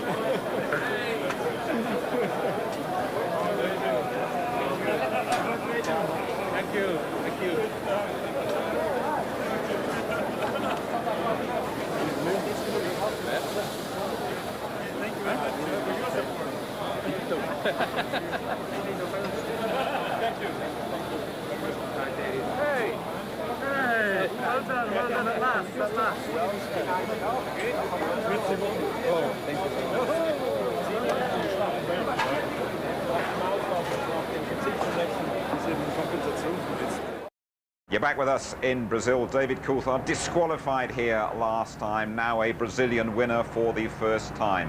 Michael Schumacher's winning streak is ended. Heidfeld up there on the podium for Sauber. Mark Blundell, let's have a little word with you about your man Montoya. So unlucky to be taken out late on by Verstappen, but what a move he put on Schumacher early on. Oh yeah, great move. I mean, I raced against this guy over the couple of years gone by, and he does not take any prisoners, believe me. Unbelievable. This is a great shame for the guy. I really feel that Verstappen maybe got sucked into the braking area, and Montoya's out after such a great drive. It's just a great shame, but he will be back. Believe me, this guy's a charger. And then David Coulthard coming through, and a superb little manoeuvre from him, Tony, again on Schumacher. Yeah, I mean, this is great. This is what he did in France last year, and he gave him quite a gesture. But Marquez is in the middle of him. Look, tremendous spray. And there it is, the Minardi splitting the two of them. And this time, Coulthard comes off best, gets through the centre S, splits the two, gets ahead of Michael Schumacher. Tremendous move, almost like Hakkinen did in Belgium last year on Schumacher. And in the middle that time, it was Zonta, and he didn't know what had happened to him. But great move from 5th on the grid. But what a fantastically entertaining couple of hours. I've seen some Grand Prix, but I have to say that was brilliant. I mean, even Coulthard off the grid, he had to get round the back of Hakkinen. He got out of jail. Yeah, but the move for me was Montoya against Schumacher. Okay. You know, Schumacher was not the man today. Brilliant. Great entertainment for you all. I hope you've all enjoyed it back there. We'll be back, hopefully, with more of the same in a couple of weeks' time. We're back in Europe, and that's, of course, at midnight if you want to see more of Bei beiden Boxenstops gab es leider kleine Probleme. David, congratulations from your point of view, the race today. Sorry. It was a good race. It was hard at the beginning to try and keep the pace because I was a little bit compromised in setup, expecting the rain. But once the wet weather came, the car was working well, and it's just a case of keeping my calm and keeping off the white lines. You see the accident from the other drivers? I didn't, but obviously benefited from those incidents. But that's Formula One. You've got to be trying to keep out of trouble. Thank you.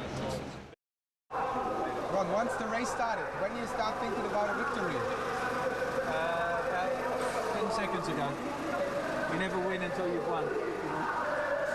Let's talk about David Coulthard now. I mean, it was one of the best races of his life. Absolutely. I mean, a brilliant ride. I'm sure Michael will have all the reasons why, but can't take anything away. David drove a fantastic race, as he did, driving so well anyway. And do you know already what happened to Mika's car now? We had a clutch problem. It wasn't his fault. Thank you.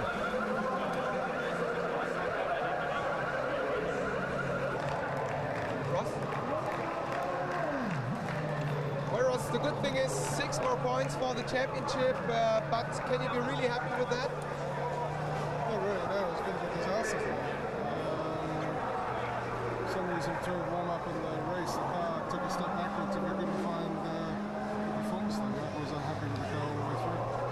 I thought maybe we'd lucked in with the rain, but whatever the problem with the car was, it manifested itself in the wet as well, so it was a real struggle. What about Barrichello, the crash with Rolf? Yeah, I haven't really seen it properly to comment, so I have my hands full this afternoon with other things, so I'm not sure. The opposition, you think the Silver Arrows are back? Well, obviously a very good performance today, but we've got something wrong today, we have to understand, because cars were very competitive all weekend, and then suddenly for a race we struggled, so we just understand what's going on. Thank you. Ross, another wet dry race.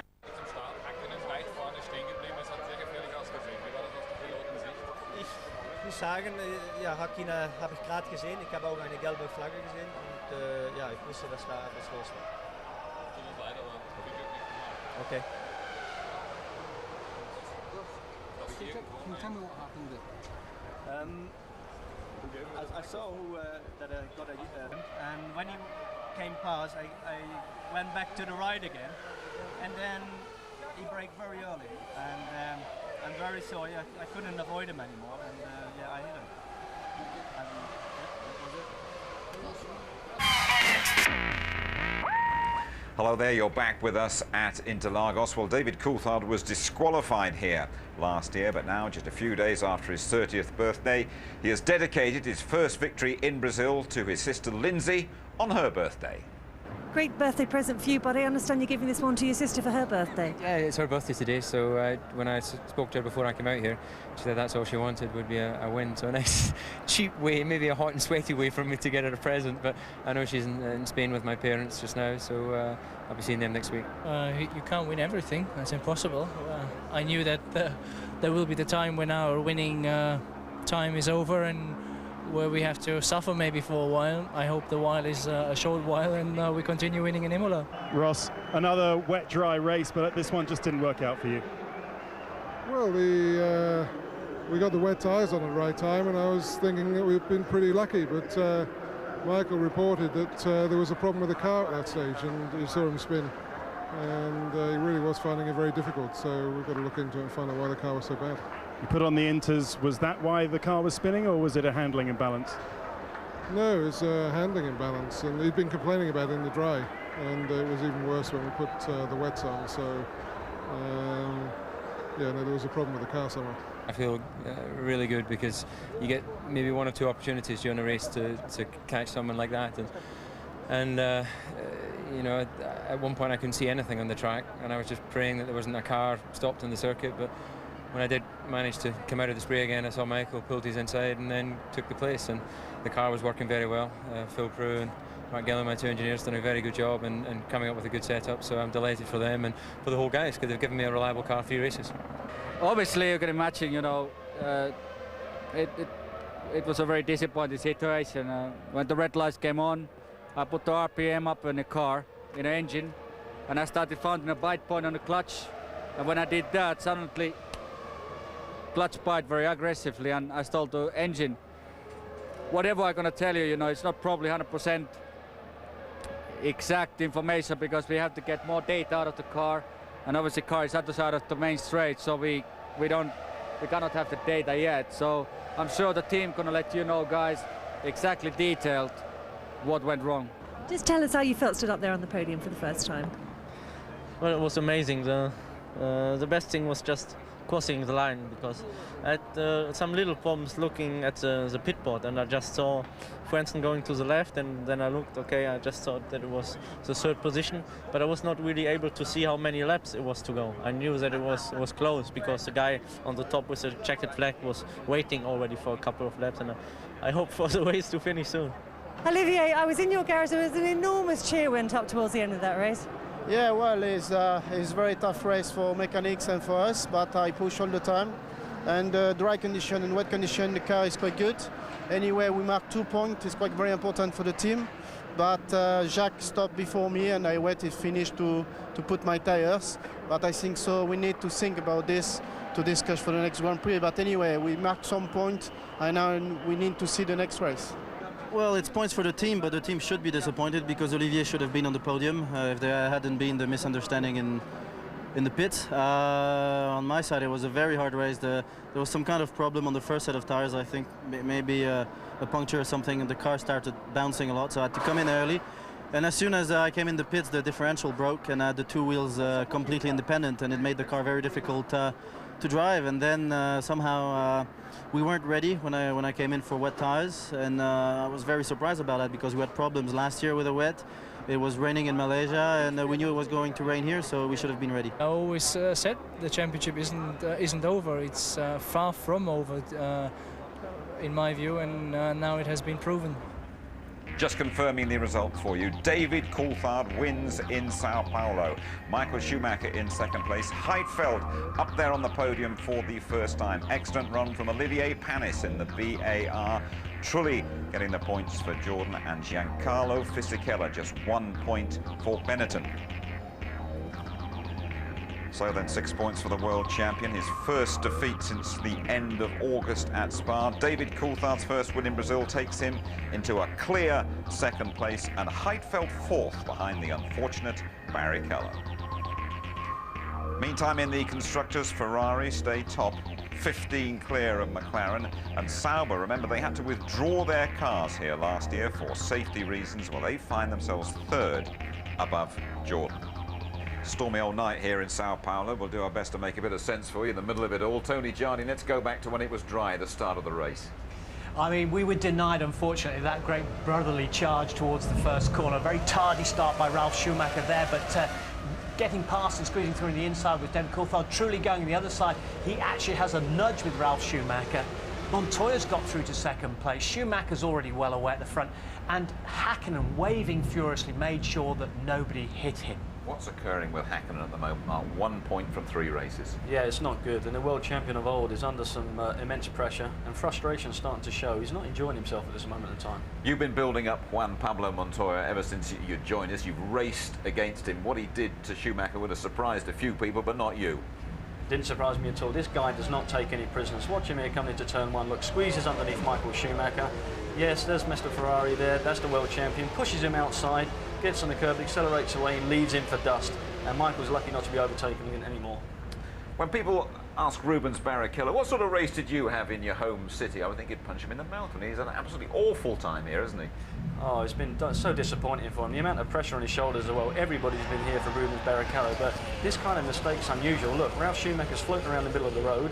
Rubens hits him from behind, takes off everything there. The wheel goes adrift, and there he is in the gravel, and it's the end of his day. But what a disappointment for that guy. He was unhappy with Ralf Schumacher there. I know it's tough, Mark, but from those pictures, can you make any sort of feelings about what went on there? Difficult to say, maybe just a lapse of concentration for Rubens, but he cannot do that anymore during the season.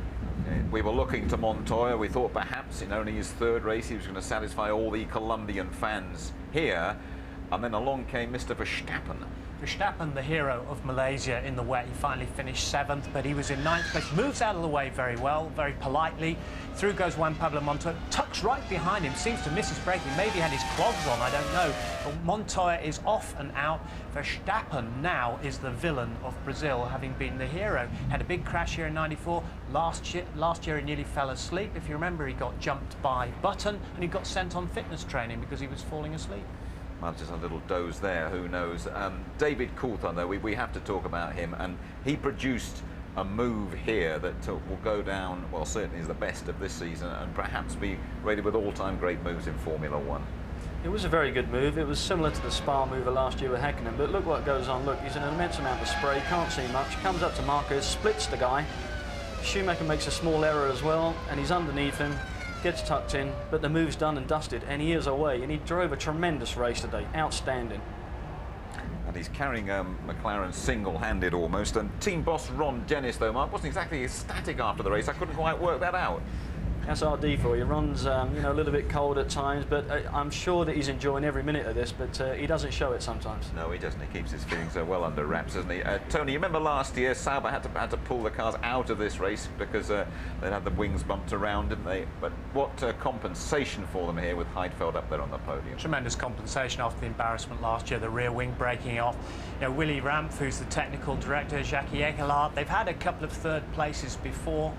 With Johnny Herbert in Hungary, 97, 98 in Belgium with a lazy, but truly deserved it. This Ferrari engine, this whole package superb, and Heidfeld, the man from Mönchengladbach, superb driving. Fantastic entertainment this Grand Prix provided for us, though. I think it's been superb. I mean, we all enjoyed it here in the studio. You know, the fans out there loved it, but Williams are back. You know, Ferrari are now worried about, I think, BMW, and McLaren are there or thereabouts to give great breathing space before Italy. Final thoughts from you? Great race. I can't wait for the next one, but what a tremendous spectacle, and I think everybody enjoyed it.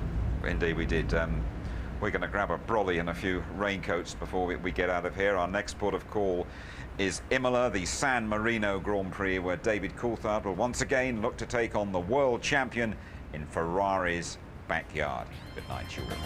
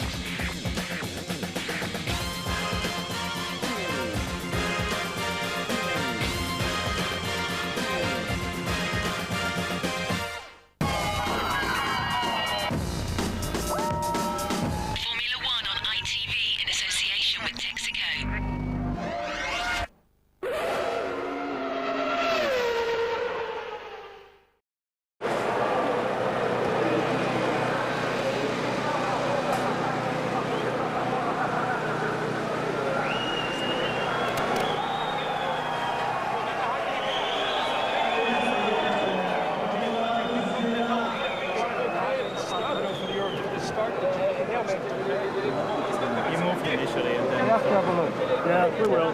Yeah.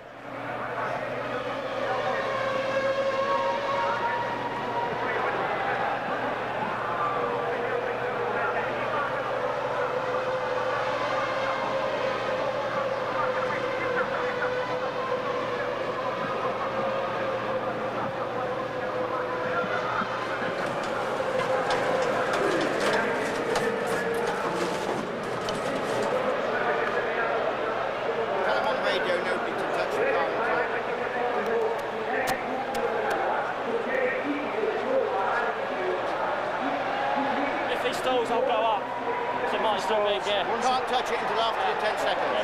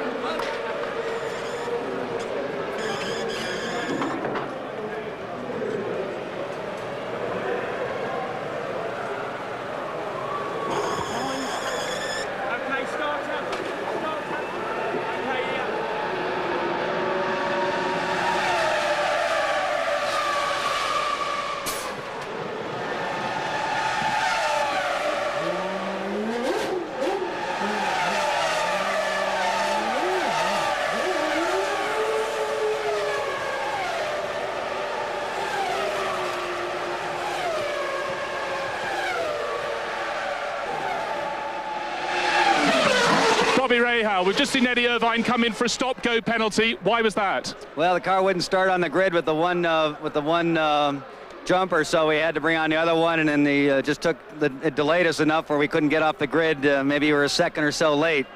Eddie can't get a break so far. Doesn't seem that way, but he was running up to 9th place, gained a few positions, so the car's going well in the early laps anyhow. Yeah, and Luciano's going quickly, as quick as the 5th place guy, so it's just a matter of hanging in there, and we'll see what happens. There's been a lot of action so far. Certainly has. Thanks, Bobby.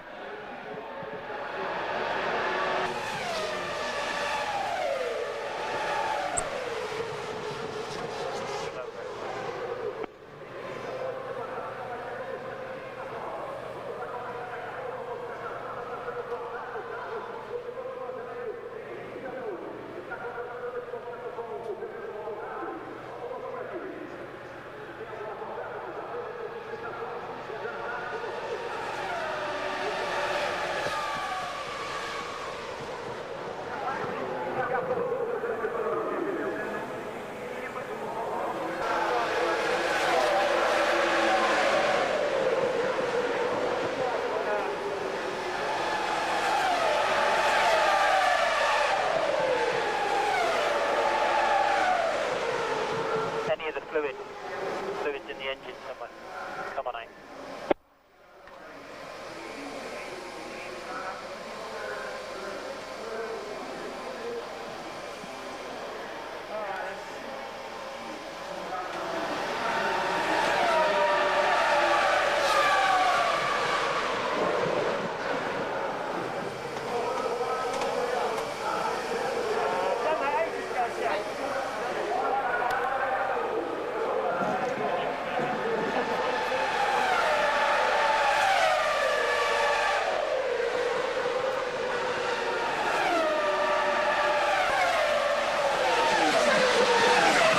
Mike Coughlin, we've seen Enrique Bernoldi pull off the circuit into the pit garage, but he then stayed in the car for a while before deciding to retire. What was the problem? We had a hydraulic leak. We thought we might be able to fix it, send it back out, but we couldn't. So game over. Now, Jos Verstappen is still out there on the track. Is he on a one-stopper or a two-stopper, or can't you say? I think you'll find everybody one-stop. OK, thanks.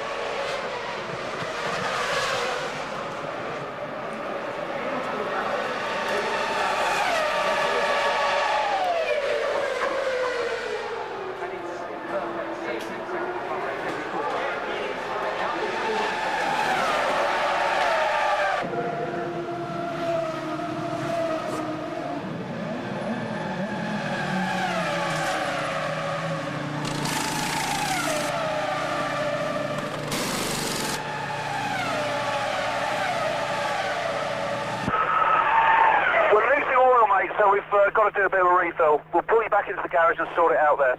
Stay in the car.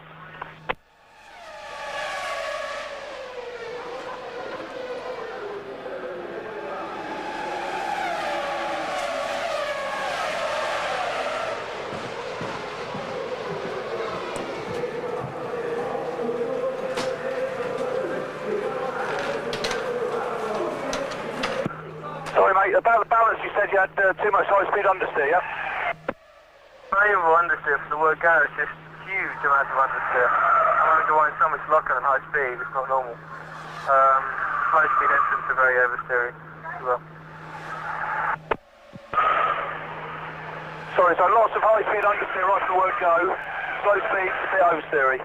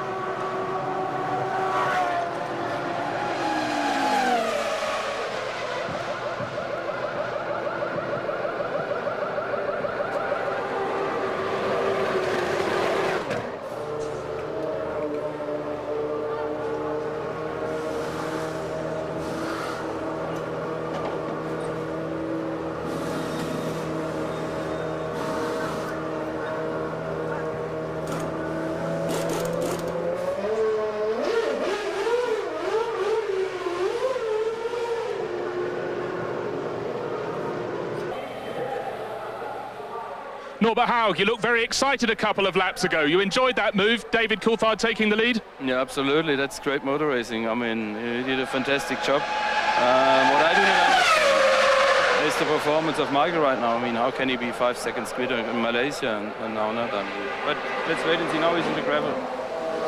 So things are working well for you with Michael Schumacher in the gravel, but did the move David made into the first corner remind you of Mika Häkkinen last year at Spa? Yeah, there was a copy of that, but our drivers are good at that, and I think I always supported them, you know, and I think that was a fantastic move and one of the best ones I ever saw. Cool, but thank you.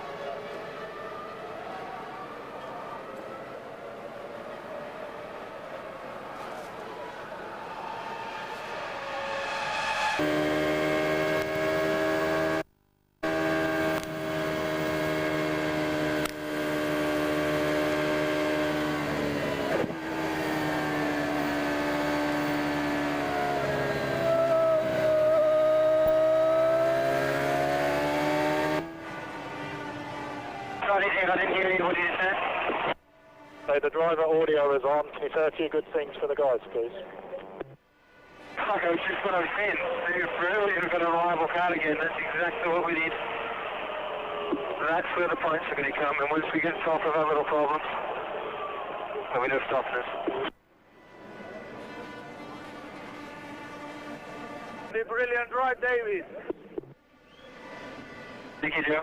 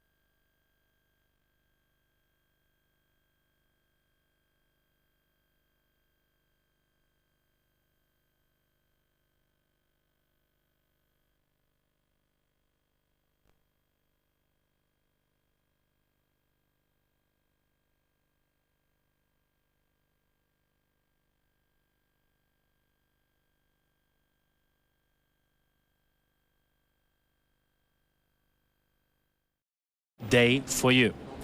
Yeah, it's just amazing. I mean, starting from 9th position, I thought maybe we can go on the point similar to Melbourne, and then I think we've been lucky not doing too many mistakes when the rain started. Although we didn't get it 100% right, had some little problems on the pit stops. Once it was my mistake, the other time we had a problem on the tire, but in the end of the day, we achieved the maximum at least. Okay, but you worked hard for it during the season already. We were thinking it would come, but then it comes finally, standing on the podium. How would you feel? Well, I didn't really think about the podium so early. I really thought 4th position in Melbourne was close to the maximum, and I didn't think in the race that the conditions were so bad that you can really get a lot out of it. But in the end, only 10 cars, I think, finished. Many cars had technical problems, and yeah, that's it. David, what a birthday present. Yeah, no, I'm delighted. This is my 10th Grand Prix victory. It's a very important victory for everyone at McLaren Mercedes. They've worked very hard, both on the car and on the engine, and we've taken a step forward this weekend. We still have more to come, and I think, you know, we can feel satisfied with the way we called the strategy. Is there a McLaren school for overtaking? Yeah, no, it's just Norbert tells me to keep my foot, you know, completely nailed, and that's what I did. No, but I meant you made a kind of the same move Hakkinen did last year. Yeah, I didn't realise that, but you see opportunities and you have to take them. That's Formula One. Okay, prognosis more stable now for the future, I think. I'm really looking forward to Imola because we believe from the engine side, from Mercedes, we have a step forward in power. From the car side, we have some further aerodynamic tweaks which should see us improve the car, and then it's up to us to try and see if we can get on the pace.